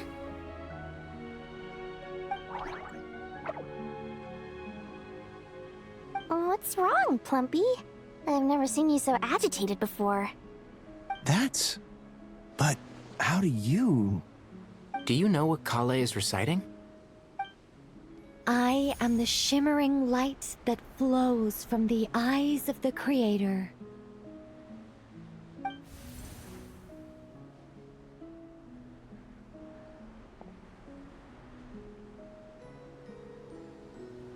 I am the shimmering light that flows from the eyes of the Creator!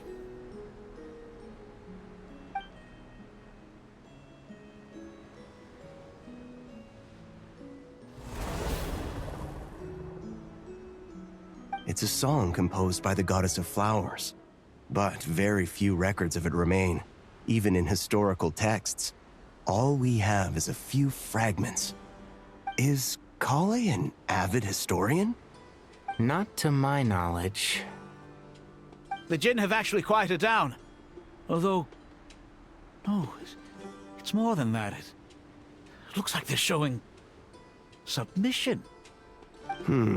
Clearly the songs left by the goddess of flowers have a soothing effect on them. At the very least, they're much calmer now. Really? Let me try. I am a spirit created at the beginning.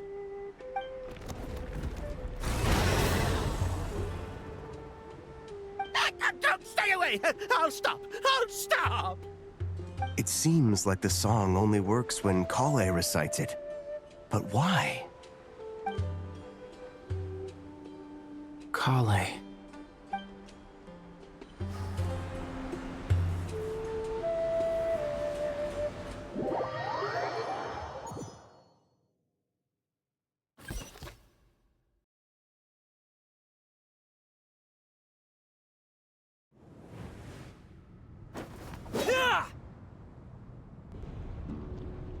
Any luck?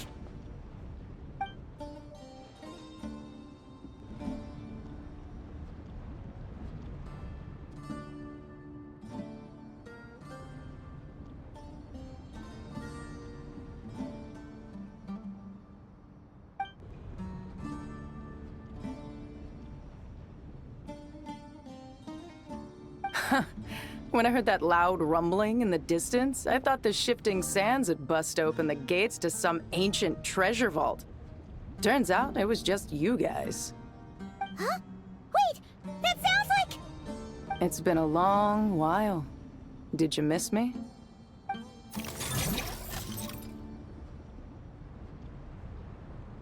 Jet! Ben! Let's save the catching up for later. First, I gotta get you guys out of there. This should be the right mechanism. Ben, can you handle it?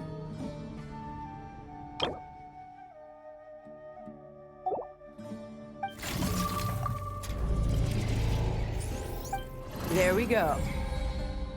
Come on, let's leave this place.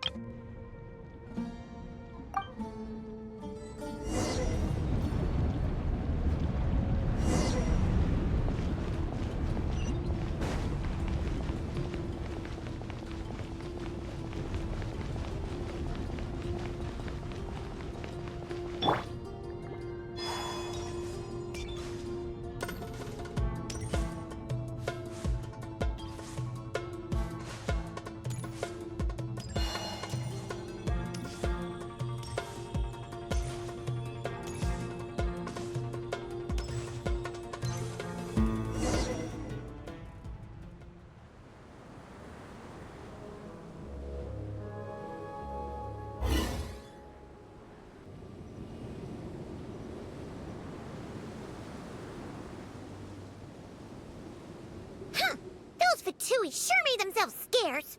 It's like they were never here. The Fatui? They came to the desert again? Yep. No idea what they're planning this time. They were being very coy about it. How have you been, Jet? Well, since we last met, I've started my own band of mercs. We've actually made quite a name for ourselves. Oh, yeah. On a slightly different note, I have some good news. I finally took care of Masaira. Not much to write home about. It was just another day. Found his hideout. Dragged him out of his cozy little bed. He tried to talk me into seeing his point of view, as usual. But I'm way past that by now. There was nothing he could say to save his life. What about you guys?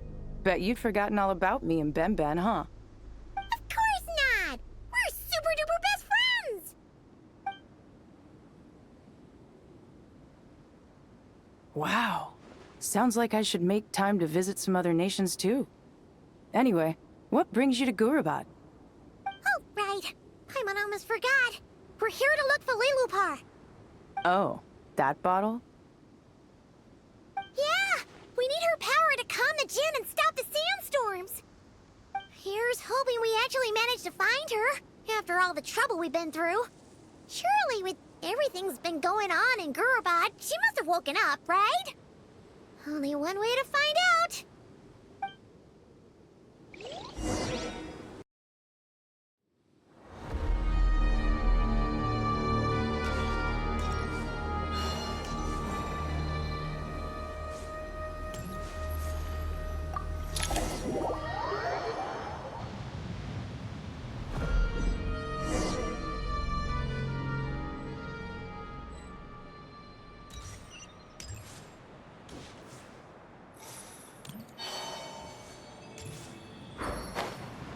Let's see. She should be around here some. Aha! Found her!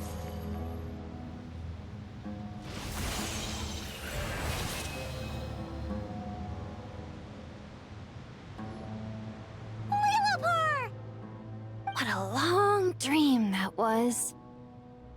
It's been a while, my master. Oh, and you're here too, little wildcat. The four of us back together again. Imagine that. In truth, it was at first. I was none too pleased when those miscreants barged in. But it did give me the chance to reunite with you, dear master, so I shall overlook their folly. After we last parted ways, I merged with the land beneath Gurabad to suppress the dark calamity stirring in the depths. It rekindled the flame of vengeance within the Jinn, depriving Gurabad of any hope of peace. I fought against it for a long, long time. Until one day, I sensed a change in a foreign land to the west. Suddenly, the pitch-black abyss fell silent.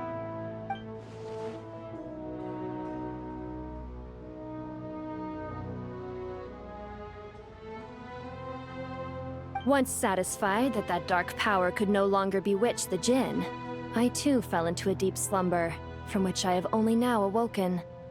Why have you returned to Gurabad, my master? And why is my sand-swept homeland in disarray once more? Well, basically, Sumeru's in danger and a lot of our friends are affected. Some bad guys messed around with Irminsul and now they've released the Jinn in here. We managed to chase off the culprits, but we have no idea how to seal this place back up and stop the sandstorms. Child's play. I shall quell the Jinn and scatter the storms. Thank you, Lilupar. No need to thank me, my master. I have granted many wishes in my time, and this was the most trivial of them all.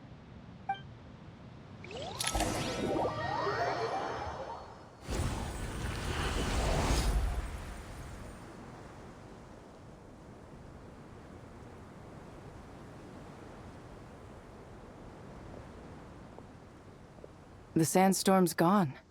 The sun shines bright again. When I said that we'd meet again under a lovelier sun, this was exactly how I imagined it. Yay! Although, honestly, Paimon would love to hang out with you more, even if the weather sucked. Well, there shouldn't be any more Jinn breaking out, right? Are we okay to head back? Sounds good. You can introduce us to your other friends. Another adventure begins. Lovely.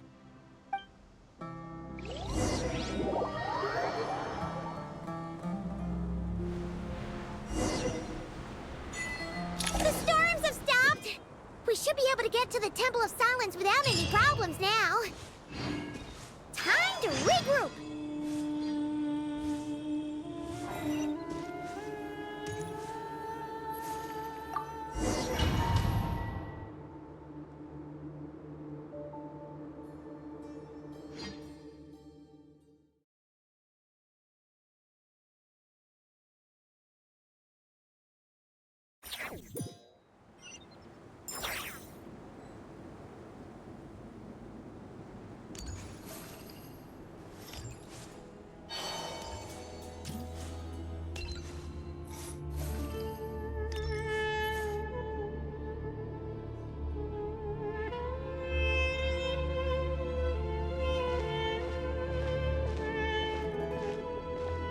So, this is the Temple of Silence.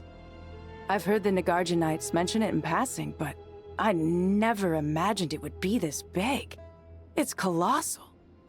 I thought the temple moved to the rainforest ages ago. When did they scamper back into the desert? I don't know. This plan sounds a little too risky for my liking. Even in King Deshret's day, this was experimental technology. We have no idea what could happen if we activate it. Well, unless you know of another viable alternative for the Akasha terminal, I'm afraid this is our only option. The plan is sound, and the risks are manageable. However, if we are to proceed, we must act quickly. The scale of this project is enormous. Even with Kaveh, Faruzan, and every other scholar of mechanics working on it full-time, the proposed modifications won't happen overnight.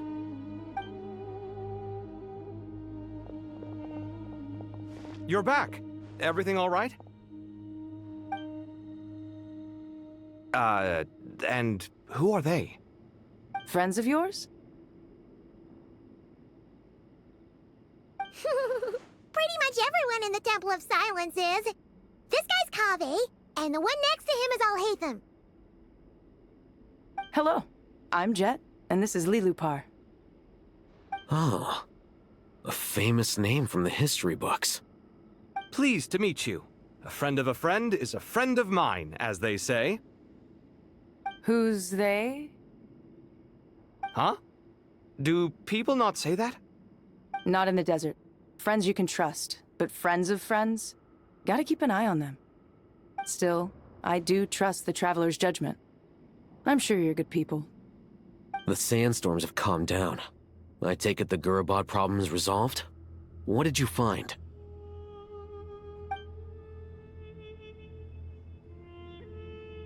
And after getting all smarmy with us, he trapped us there.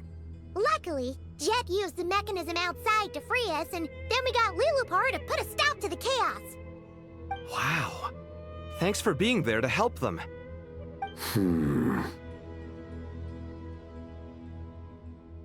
So, this mystery man openly admitted that he was merely a Harbinger's subordinate. Yeah? Is there something weird about that?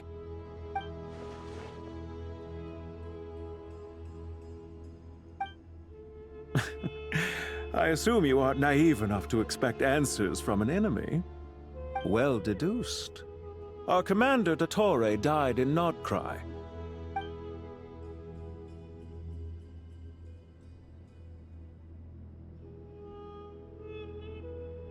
Are you wondering about his true identity? Or do you think there's a big conspiracy behind all this?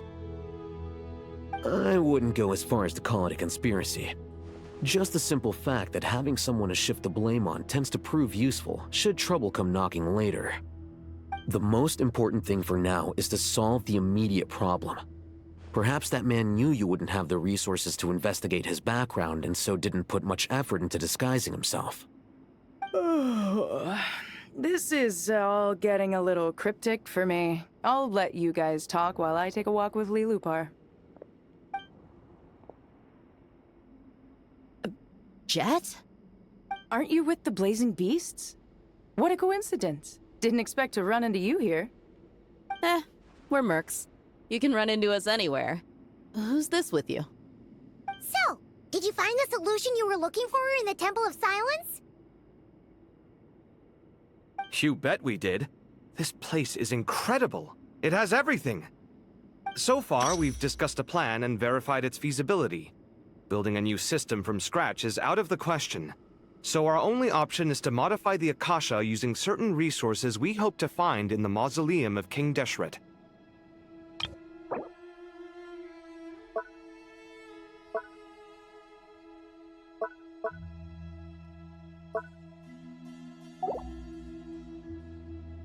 According to certain sources in the Temple of Silence, there is a core device in King Deshret's mausoleum known as Aru.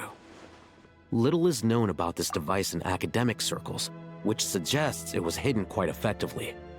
If these sources prove correct, the energy contained within Aru may be sufficient to power our Akasha renovation plan. However, This raises difficult questions regarding technological integration. The sages are still debating it. Yeah, but I'm sure they'll reach a compromise once they've argued it out. The people of the rainforest are always cautious when it comes to desert technology. But times of crisis like this leave us with little choice. According to certain sources in the Temple of Silence, there is a core device in King Deshret's mausoleum known as Aru. Little is known about this device in academic circles, which suggests it was hidden quite effectively.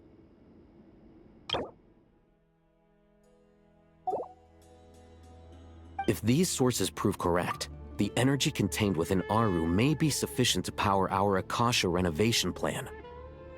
However, this raises difficult questions regarding technological integration. The sages are still debating it.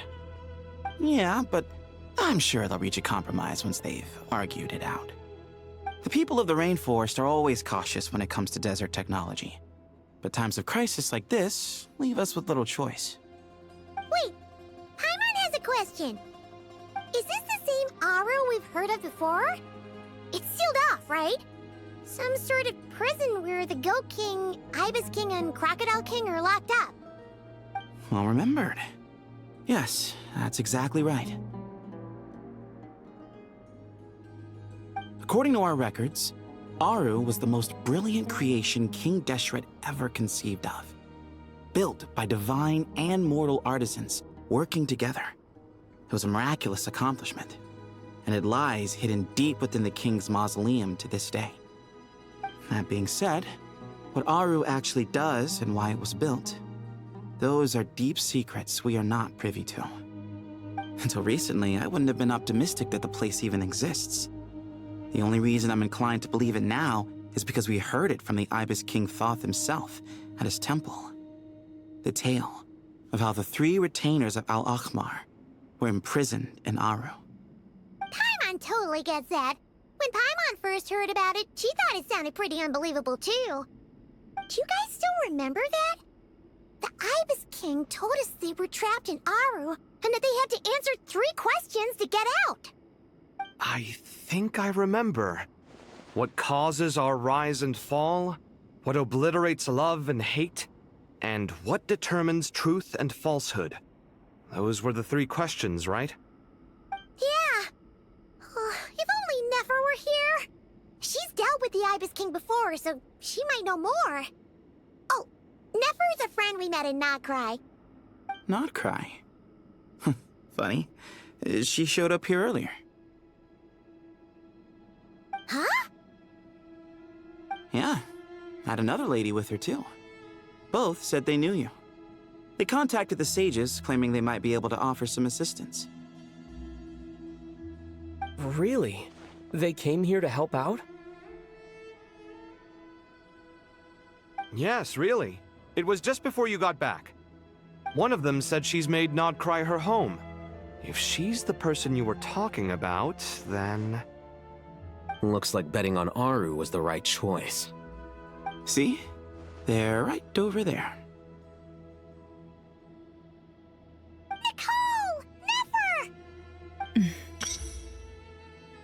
Why, hello! We're here to help.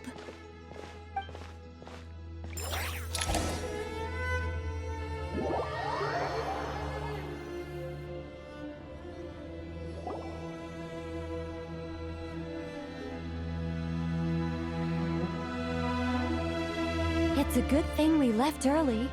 We almost got locked out.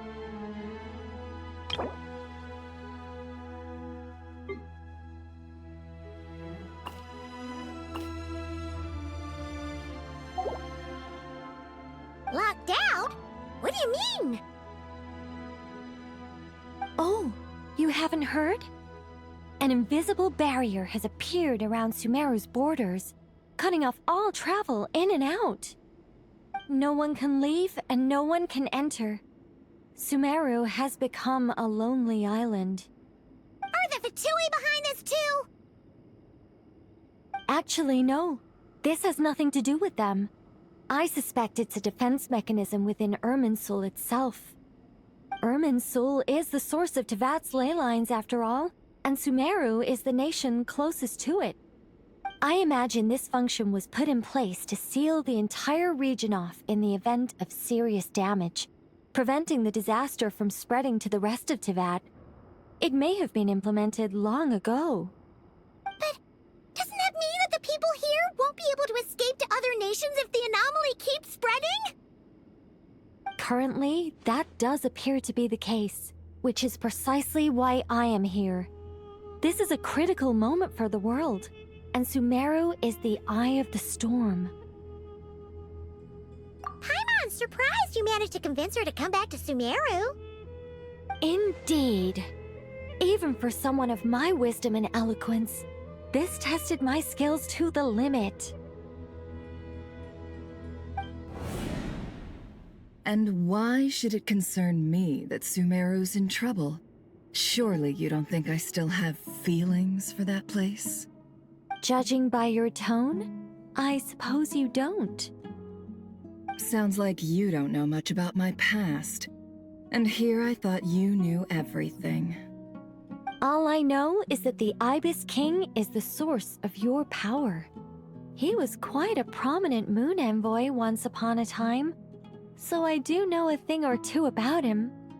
As for your past, I have ways to learn the full story if I wish to. But everyone has secrets they'd rather keep to themselves, wouldn't you say? I'm glad you see it that way, Miss Nicole. I've chosen to call Nodcry home, which is why I did my part in its hour of need. That doesn't mean world savings become a habit with me. I have no particular desire to play hero in Sumeru, thank you. I understand. Human emotions do not appear and disappear without cause.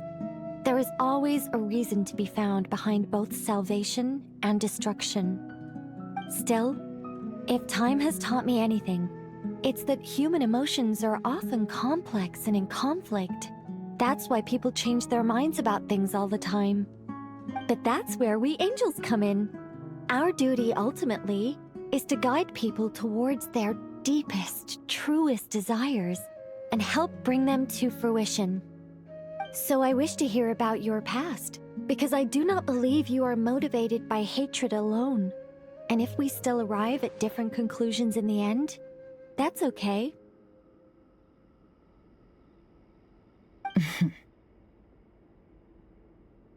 I refuse. Wait, what? But I set the atmosphere and everything. Isn't this supposed to be the moment when we finally open up to one another? Is it? Maybe I'm not so good at reading the atmosphere. You're right, Nicole. There's more to me than just hatred. Had it consumed me, I'd be left stuck in the past forever, never living in the present. But I don't think that your guidance can change my mind. The all-consuming sands, the bloodshed, both deserved and undeserved. Those old emotions cling to me like a shadow. Do you wish to shake them off? No. I hope to remember them forever. Those emotions and memories shaped me into the person I am today. They'll always be a part of me. In that case, would you like to hear my perspective, at least? Sure. It's not every day you get to hear an angel's opinion. A long, long time ago, when the angels still walked freely upon the earth, I found life tedious. Monotonous work, lukewarm relationships. Things weren't nearly as interesting as they are now. And yet, since the angels' demise, I have found myself missing those days on more than one occasion. Human emotions are often attached to a person, a place, or an object. When those things are gone, the memories quickly fade, and the emotions slip away along with them. If Sumeru were destroyed, both rainforest and desert would be no more. With the object of your hatred wiped from existence, It would not take long for the memories buried deep in your heart to slowly fade. Both love and hate are intense emotions, but they are nothing compared to the void left behind when they disappear. Most sophisticated, Miss Nicole. But anyone focused on the future could only ever applaud the destruction of the things they hate. Still, I'm a special case. Someone once told me that human memory is more selective than a Mora-hungry merchant choosing between customers. We all need a reality check once in a while, so we don't forget the truth. As much as I dislike Sumeru, this is no way for it to perish. All right, you win. I'll help you out a little, but I won't work for free. How much will you need? You're not gonna milk this for all it's worth, are you? What do you think? I'll be upfront with you. I don't have much more on me. If that's what you need, I could borrow some from Alice. Or perhaps I could pay in sculptures. The ones I carve are actually worth quite a lot. Just cover my travel expenses. Huh? Is that all? That's all. Given all the people I owe favors to, I can just about justify a trip to Sumeru. Yehoda! Here, boss! What do you need? I'm going back to Sumeru for a while. While I'm away, you'll be in charge of the curatorium.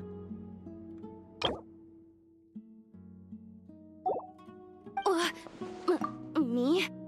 I'm in charge? Whoa! Don't worry, boss. You can count on me! And that was how the ingenious Angel Nicole brought you the perfect person for the job in your hour of need. Hip hip hooray! That was far more detailed than necessary. Not lacking in embellishment either. I never thought I'd return. Especially not the desert. But life doesn't always go as planned, I suppose. What's Candace up to? I don't think I've seen her yet. She is still taking care of things in our village. Should be joining us before too long.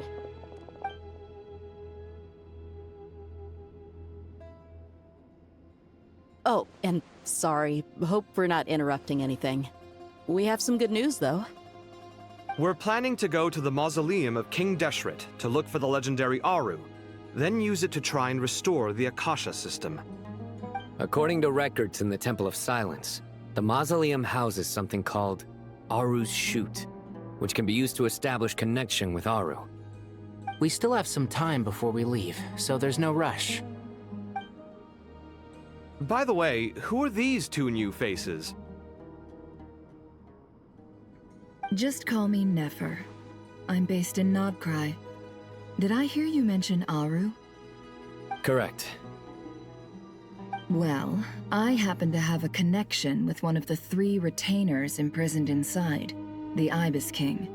I'm here to get things done, so if you don't mind, I think I should come with you. That sounds perfect. Miss Nefer, are you from the desert by any chance? Why do you ask? I don't know. There's a familiar air about you. Plus, you mentioned Candace. Sorry, I don't mean to pry. It was just a random thought. I'm Dia, an Eremite mercenary. My work usually keeps me out in the desert. I'm on good terms with Dory, and she's mentioned you all before. It's nice to finally put faces to the names. However, my associate here is probably less well acquainted with you. Why don't you all introduce yourselves? Actually, I'm a little better acquainted than you might think. Huh? Huh. Are my eyes playing tricks on me? It looked like you spoke without moving your mouth. Ventriloquism. I have heard tell of it before. What is it, Kale? It's you! You're the voice who's been speaking in my head. aren't you? You encouraged me to report my dreams to the Dendro Archon, and got me to recite that magic prayer. Mm-hmm. I have many titles, but let's go with the most pertinent one. I am Nicole Rain, an angel who has lived since ancient times. An angel? Sounds like a big deal, but, what exactly is an angel? Oh, Well, we're a rather long-living race of beings. Not gods, technically, but we can still tell you a lot of stories from ancient history. Yep, and she's also an amazing sculptor. You could say she's a real creative type. Well, ma'am, if both the Traveler and Paimon give you rave reviews, you must be pretty impressive. Oh, please don't call me ma'am. I find it so awkward when people get too formal with me. Just relax and be yourselves. No need to be nervous. Miss Nicole, if it's okay, could I ask you a few questions? Yes, you may. I can see your heart is filled with confusion, and you are desperate for answers. I also know which questions you want to ask me. Why did you dream of Sumeru City in disarray? Why did those verses soothe the Jinn only when recited by you? I can guide you to the truth, but it involves a personal secret of yours. I'd prefer to speak with you alone, if possible.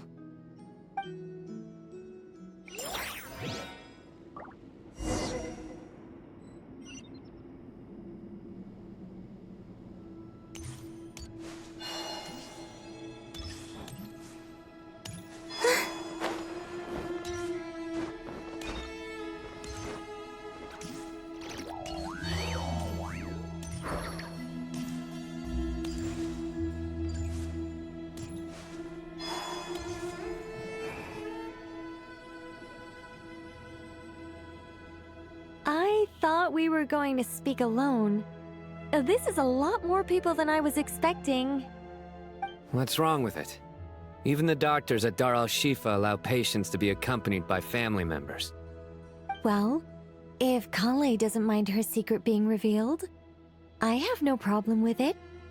Thanks for being so considerate, Miss Nicole. I don't know what secret you mean, but whatever it is, there's no need for me to hide it from my closest friends. Closest friends?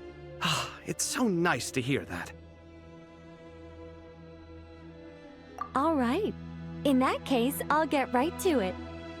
Kale, are you aware that there are god remains inside your body? I am.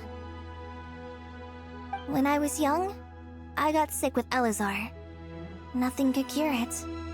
The Fatui convinced my mom and dad that they could help, and I was sent to an unfamiliar place. There were a lot of other kids just like me there. This creepy guy injected us with some strange medicine, which I heard contained god remains. I can still remember the pain like it was yesterday. But thanks to the friends who've stuck by me all this time, I've gradually been able to overcome those memories. Anyway, so you're saying that what happened to me has something to do with the god remains they injected me with? Yes. Those were the remains of Nabu Malikata, the goddess of flowers. What? Huh. Fascinating. You don't seem surprised like the rest of us. Why? The possibility crossed my mind when Kale recited the Goddess of Flowers song and calmed the Jinn. Ah! You made Paimon jump! What are you doing here, Lilupar? I was merely passing through when I heard the name of the Goddess of Flowers. Be assured that I share your surprise. You, with the hat. Are you certain? I sense no trace of the Lord of Flowers within her. Well, it is a very small fragment. Unless special methods are used to manifest its power, even her closest acquaintances would find it near impossible to detect. After the goddess passed away, Her remains were scattered across the desert. King Deshret gathered all the pieces he could find and buried them in the Eternal Oasis. But some fragments remained unaccounted for. Eventually, the Fatui must have found a way to track some of them down. Presumably for use in some experiment. It's not an uncommon occurrence. You're more shaken than I thought. In one sense, you've been extraordinarily lucky. So many people who yearn for this kind of power never attain it, yet you have coexisted with her all this time without even realizing it. I don't know what to say. I'm glad that I could help everyone with this power, really.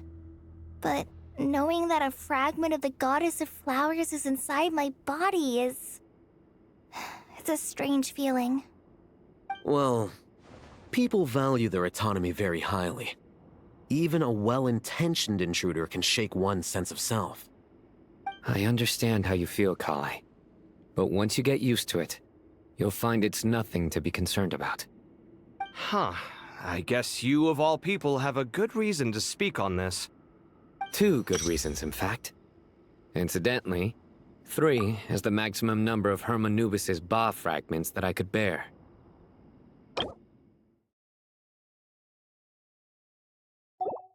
Let me guess. Because 2's company, but 3's a crowd? Thanks for helping to explain the joke, Tainari. Not my intention. Goddess preserve me. I should take my leave. This boy in his wolf's head hat speaks much too differently from the Hermanubis I remember.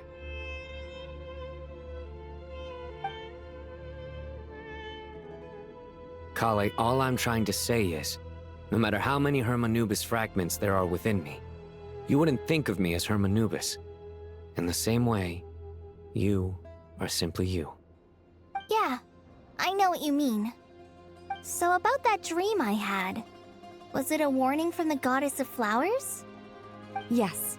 Just like me, she was an angel created by the primordial humans, born with the instinct to guide living beings.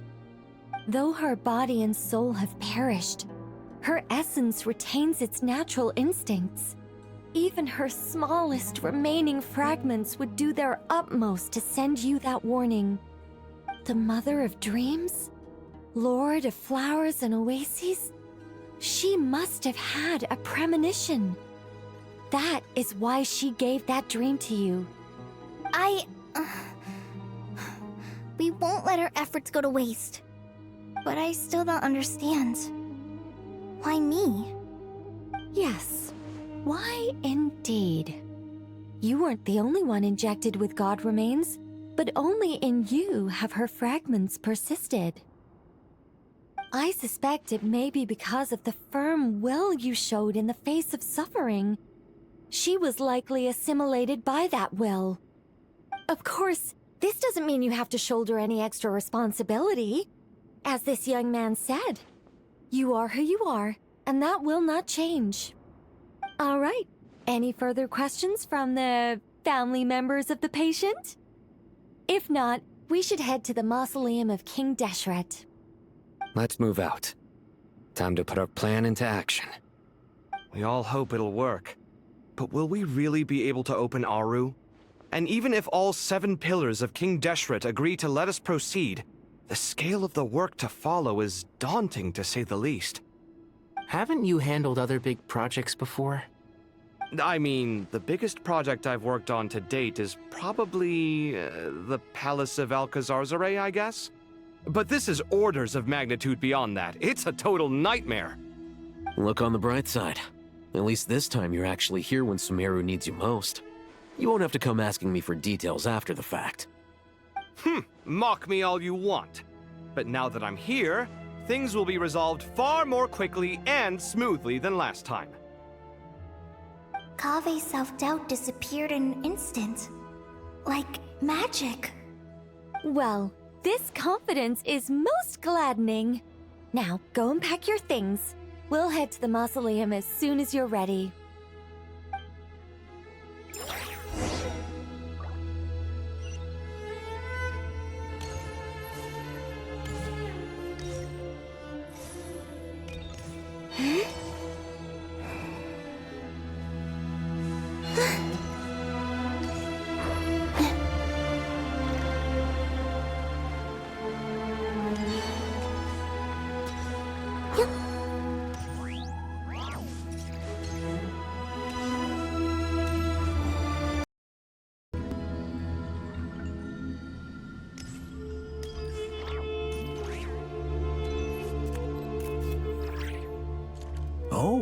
Miss Nicole, I heard you're a very talented sculptor.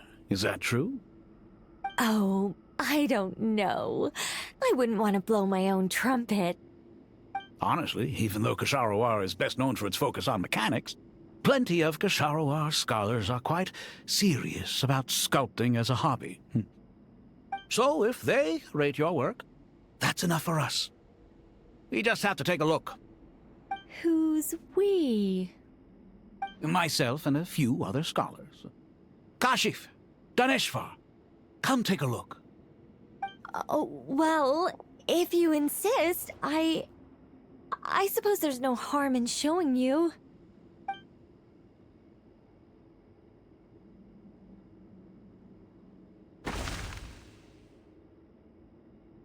Whoa! Where did that come from? Look at the level of detail. It's so lifelike.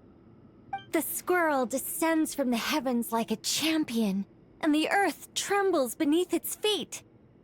What do you think? Striking, isn't it? Kaveh? Kaveh, come here for a sec. Oh, and Madame Farazan, didn't you used to study in our darshan? Come take a look. All right, but hang on a moment. I have to finish reviewing this proposal first. You called? What is it, youngster? This squirrel statue. Isn't it cute? Oh, a squirrel. I wouldn't say cute per se. The realism is what stands out to me. Were you trying to carve a statue of a hero, young lady? Oh, a hero? I suppose so. Actually, I didn't really have a specific theme in mind. I just started working on it, and this is how it turned out. I see. Well, do you tend to read novels about heroes in your spare time? As a matter of fact, I do quite enjoy those. Everyone loves a good tale of daring do, right? Then perhaps this statue represents the heroic tale you long to see deep down inside. Also on the subject of heroism, I feel that if the subject posed with a finger raised towards the heavens, it would lend a greater gravitas to the overall image. I'm sure some would call it cliché or old-fashioned, but not me. I think it would be a perfect fit.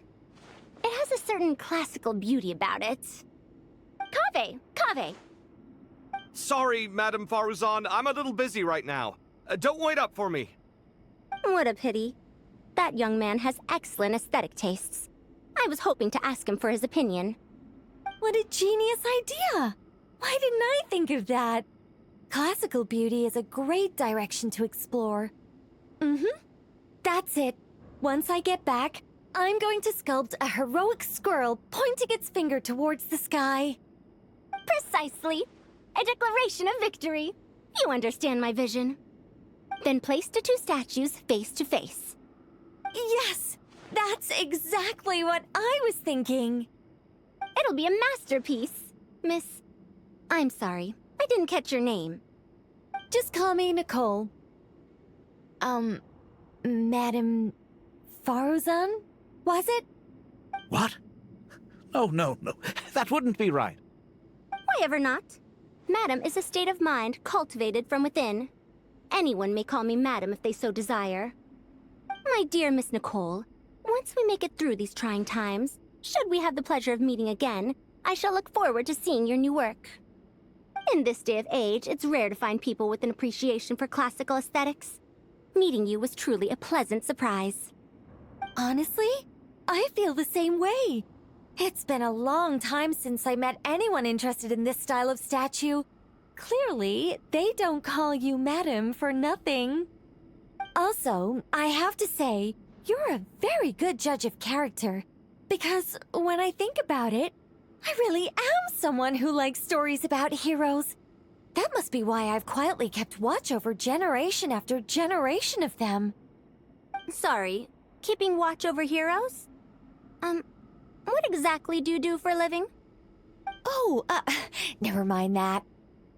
Let's not tell Madame Faruzan about Miss Nicole's true identity for now. Good idea.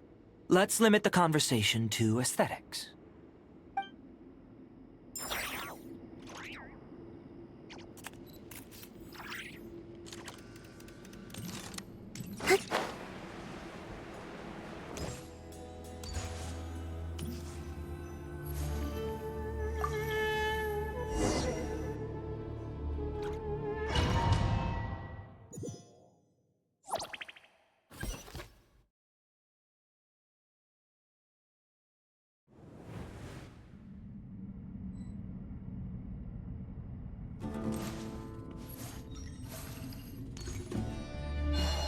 I hope everyone's ready.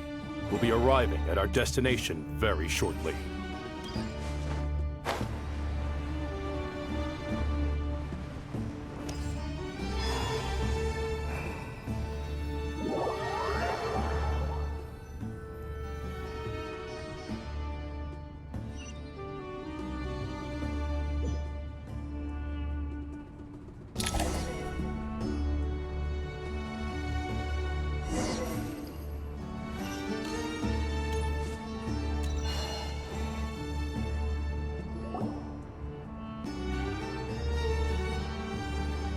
Why, we've not seen so many visitors ever, really.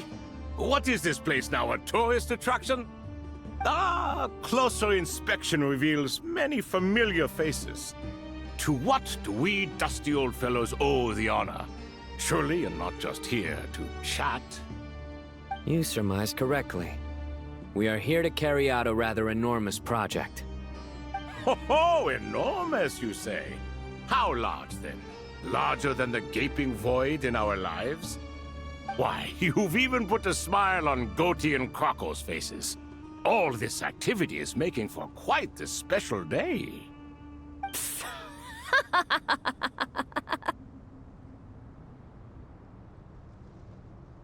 I know that laugh. Lilipar? What on earth are you doing here? Oh, this is hilarious. Turns out good things really do come to those who wait. As long as you stay alive long enough. When did you three get locked up in here? And still you act all high and mighty, putting on a show for the younglings. Truly hysterical. Why, you...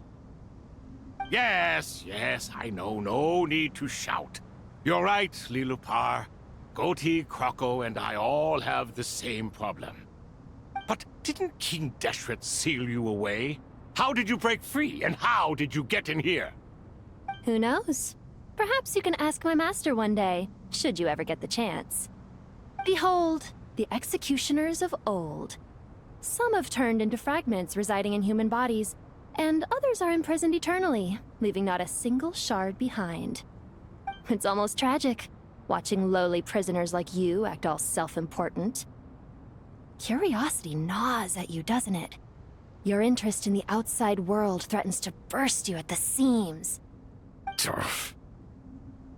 I'm starting to take a liking to this magic bottle lady. Time is of the essence. Let's get down to business. We come to you, O three ancient lords, to request your assistance on behalf of the Academia. If we can help you regain your freedom, then please consider lending us your aid. As for precisely what we need your help with, it's a long story. So, to demonstrate our sincerity, we are prepared to first resolve the problems that plague the three of you. All right, stop arguing, Crocco. And Goatee, don't you start. What's the harm in letting her speak? It's not worth getting so angry about. Forget about her. The three questions are the crucial thing here. But do you really have a way to answer them? You once answered the final question, Nefer, but the seal did not open. Unless, with the passage of time, you have found a new answer? You could say so. When you first asked me what determines truth and falsehood, my answer was a liar's soul. Liars are the best at seeing through the falsehoods of the world. But if you want them to tell you the truth, you have to reach their soul. I think that makes sense. I found it quite compelling myself, and I told Nefer so. Unfortunately, it brought us no closer to liberation. Well, that's simply because it was my answer, not the one King Deshret was looking for. Can you guess which answer Al-Ahmar wanted then? Time. And that's not only the answer to the final question, it's the answer to all three of them. All things wax and wane with the passage of time. Love and hate eventually fade into nothing. Current affairs are always fraught with conflict and controversy. Only time can distinguish between right and wrong. You once described King Deshret as a proud man. I'd say that the prouder someone is, the more inclined they are to believe that only time is qualified to be their judge. Time. Well. Indeed. Perhaps in building Aru, our king was in fact attempting to reverse time, to bring love and hate, right and wrong, the rise and fall of all things back to their point of origin.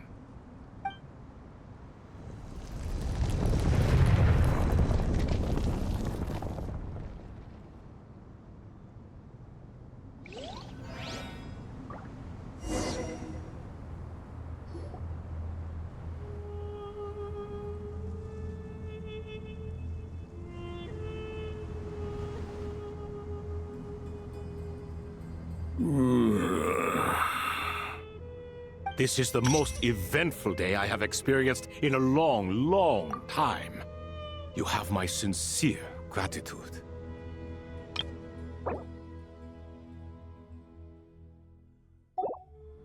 Are those 3 of the 7 pillars? Turns out the statues were quite faithful to the source. You 3 seem to be in good spirits. Prison can help a person grow and learn to cherish what they have. Nevertheless, after everything you've done for me, I sincerely hope you never have to experience it for yourself. Hello, Nefer. It's good to see you, Thoth the Ibis King. Nice. Definitely puts my mind at ease, seeing you two getting along so well. Should we maybe introduce ourselves, or... Sure. I'm Sethos, the current leader of the Temple of Silence. This is General Mahamatra Sino, and this is the former Spantamat sage, Cyrus. But I'm guessing none of that means a whole lot to you. Everything is equally new to us, in truth. We've been gone from this mortal world for longer than you can imagine.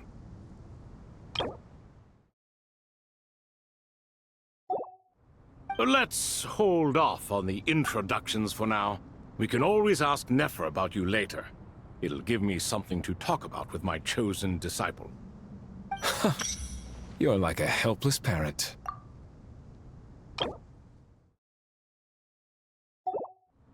Gods and people of yore are not necessarily welcome in today's world.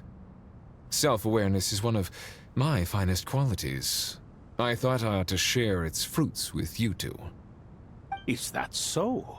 Well, I think we'll take it in stride, just as we did with the 3 questions. Let's not forget, it was my persistence that won you both your freedom. Fair point. I have to applaud your persistence.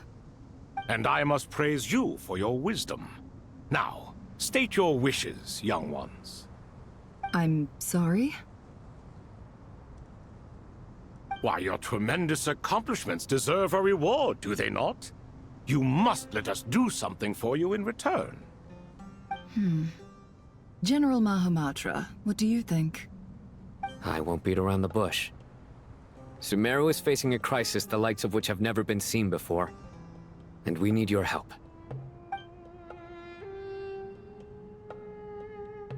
Every calamity throughout the ages has been connected to us in one way or another, whether we were its cause or consequence. Whatever is wrong with Irminsul, it severely affected the Dendro Archon. She fell into a coma, and is currently receiving treatment from the Dendro Dragon. The Dendro Dragon? I'm sorry, the Dendro Dragon is helping to heal the Dendro Archon? Not a pep, surely. Not vicious, cruel a pep who possesses no virtues aside from her basic instincts. Ah, good heavens. Oh, I shudder to think what could have caused Lesser Lord Kusanali to suffer such a plight.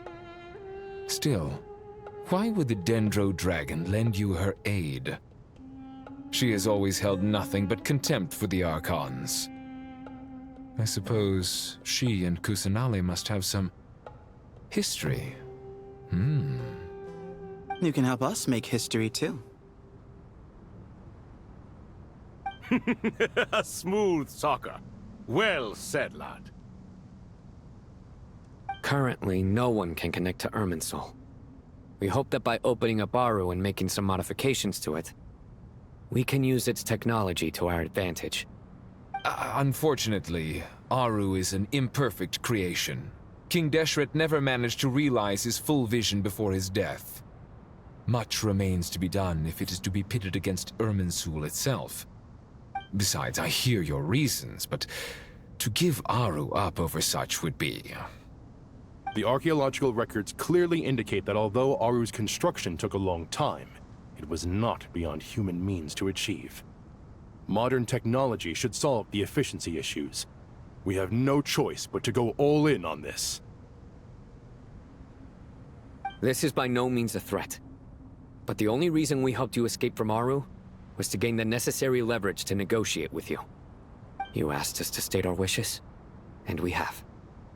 Each one of us here needs your help, as do all the thousands of people living in Sumeru. They need you, and they need Aru. What do we think, my fellow old fogies? Shall we lend our support or not? Since you ask so nicely, naturally. Naturally what? Are you for or against?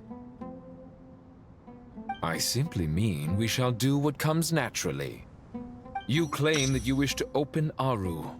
Know you then that the golden slumber created by King Deshret is preserved within?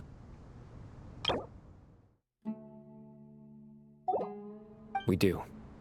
We understand the risks involved. In all likelihood, the mortal world will never again be able to replicate King Deshret's work. Never will there be another chance to come so close to creating a utopia. Knowing this, are you sure of your decision? We are sure. Before people can dream, they must first live. If your minds are made up, very well.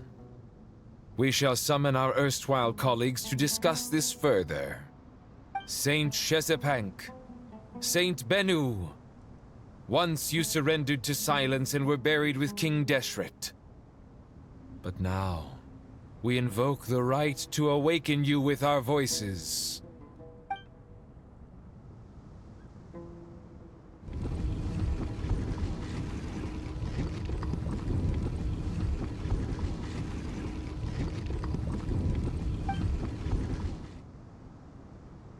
Saint Bennu, responding to your call.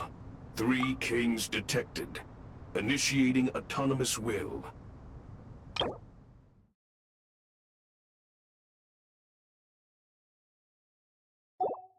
Saint Shezbank, responding to your call. 3 kings detected. Initiating autonomous will.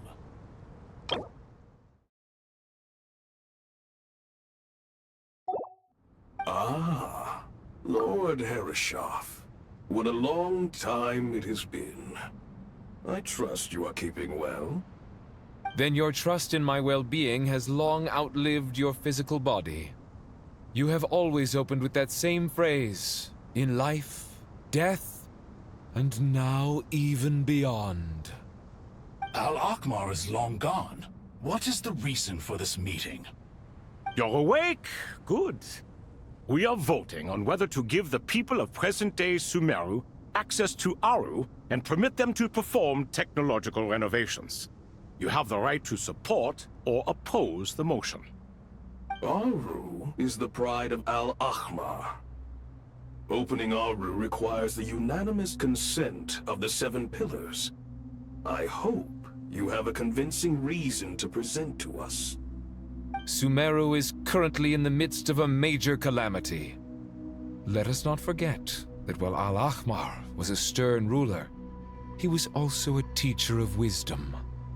A god without his people shall cease to exist, and King Deshret's greatest wish was to provide protection for his people. Let us then honor our God King's wishes as we consider our decision. I do not mean to mock these proceedings, but what is the point of a unanimous vote when we know that the last of the 7 pillars, the Dendro Dragon Apep, will never communicate with us? This will no doubt surprise your mechanical mind, and I have no intention of trying to persuade you it is true. But a pep is, in fact, healing the Dendro Archon as we speak. Huh? Can someone attest to this? Do we have any proof? I ask the three kings, can any of you vouch for the truth of this claim? Naturally, the Ibis King, Thoth. What? It was Thoth's disciples who revealed the truth to us. We need not debate its veracity. Simply let Thoth bear accountability. That way the rest of us may have a clear conscience. Harishef, you diabolical fiend! I awakened our former colleagues for you, supported your opinion, and backed your decision. What sort of fiend would do that? I miss the days when Hermanubis was still around. At times like this, he would offer to take accountability. What are you trying to say? Is my word worth less to you than Hermanubis's?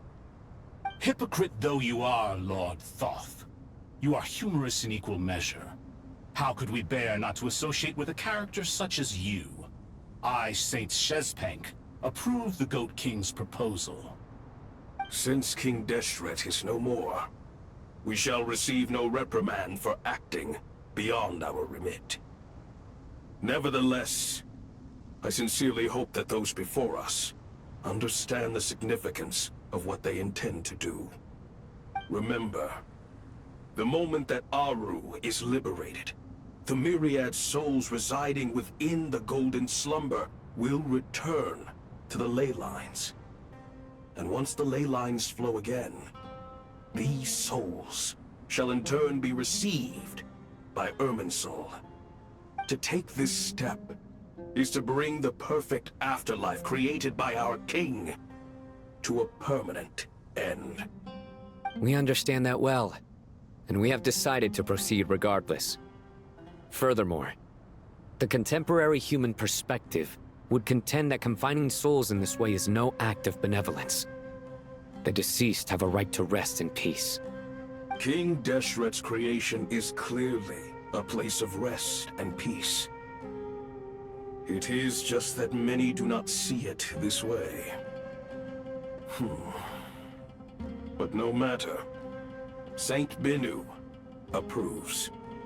Hermanubis' representative and the Dendro Dragon Apep made their choice ahead of time, while the Goat King, Ibis King, and Crocodile King have also granted permission to liberate Aru.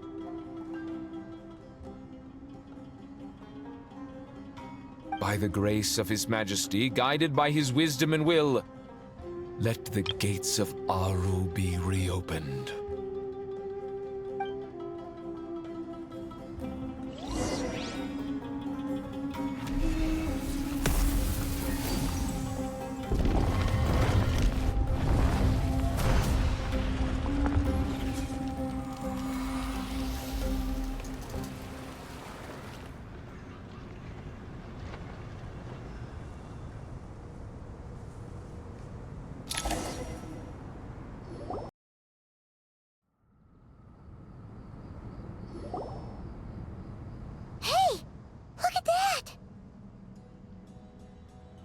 What's this? Are we under attack? No. Wait, it's...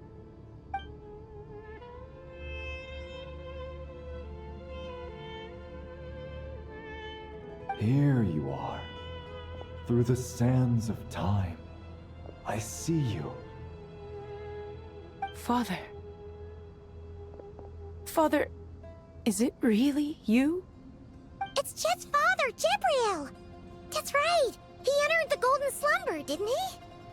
I smell blood and sand on you. You've grown. Strong as a wild beast, and without shedding a tear. You have to leave, don't you? Please, just answer me this. What should I do for you? This meeting is a blessing from the gods. My soul, once imprisoned along with that of Semail, is finally free. I am truly grateful for the chance to see you again. That the dead should meet the living is itself a miracle. One brief, precious moment is enough. Enough to set my heart at ease. Do not weep for me, Jet. I know you will accomplish many great things in your life. You will go further and climb higher than I ever did.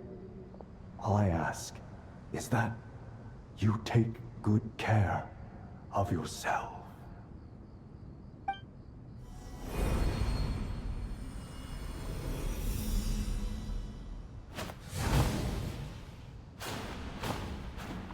Father!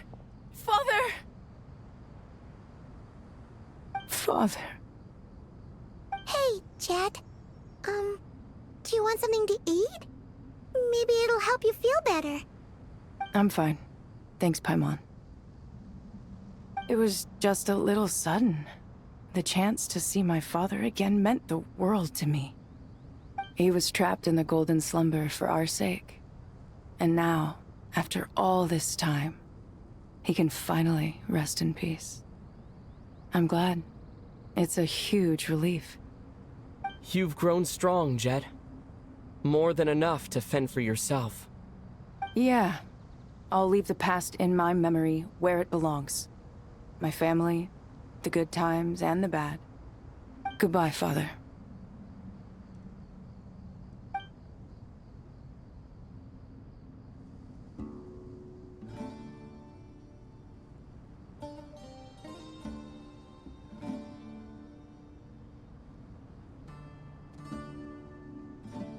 Ah, me, what a touching reunion that was. It seems we did a good deed today. We three retainers, once imprisoned for our iniquity, are surely the least qualified to judge whether this deed is good or bad. Either way, Aru is open. Now you have your opportunity, and with it, whatever trouble may ensue. Although Aru was created by a god, human craftsmanship was nevertheless required to build the gate that connects it to this world. Perhaps the relationship between gods and humanity follows a similar principle. As for your proposed renovations, we cannot determine which functions to keep or discard. Proceed as you see fit, but please entrust the task to your most accomplished scholars, or Bennu will be most displeased. It matters not. The Ibis King shall be accountable if any problems arise. Ibis, you chose to take on disciples, and so it follows that you must accept the risks of associating with humans. If I'd known you'd be like this, I would have locked all of you away in Aru, never to leave again for all eternity. All of us? What does this have to do with me? Vilify me no further. Scholars, since you have liberated Aru, allow me to present you with a gift. Using Aru's power, we shall install a defense mechanism at our king's mausoleum. You must be guarded even against Irminsul itself. This shall afford you some convenience. Unseen and unheard. From this moment forth, none may by sight or hearing perceive anything said or done within the mausoleum. Amazing. And all this is achieved just with the power of Aru? With technology from the heavens, the possibilities are endless. Just because King Deshret did not use it for this purpose does not mean that it cannot be done. So, marvel away. This is the reward you have earned. All right. Well, that resolves the issue of confidentiality. What about the technical side? Do we have the manpower? Why, yes. I've already contacted them. They'll be here soon.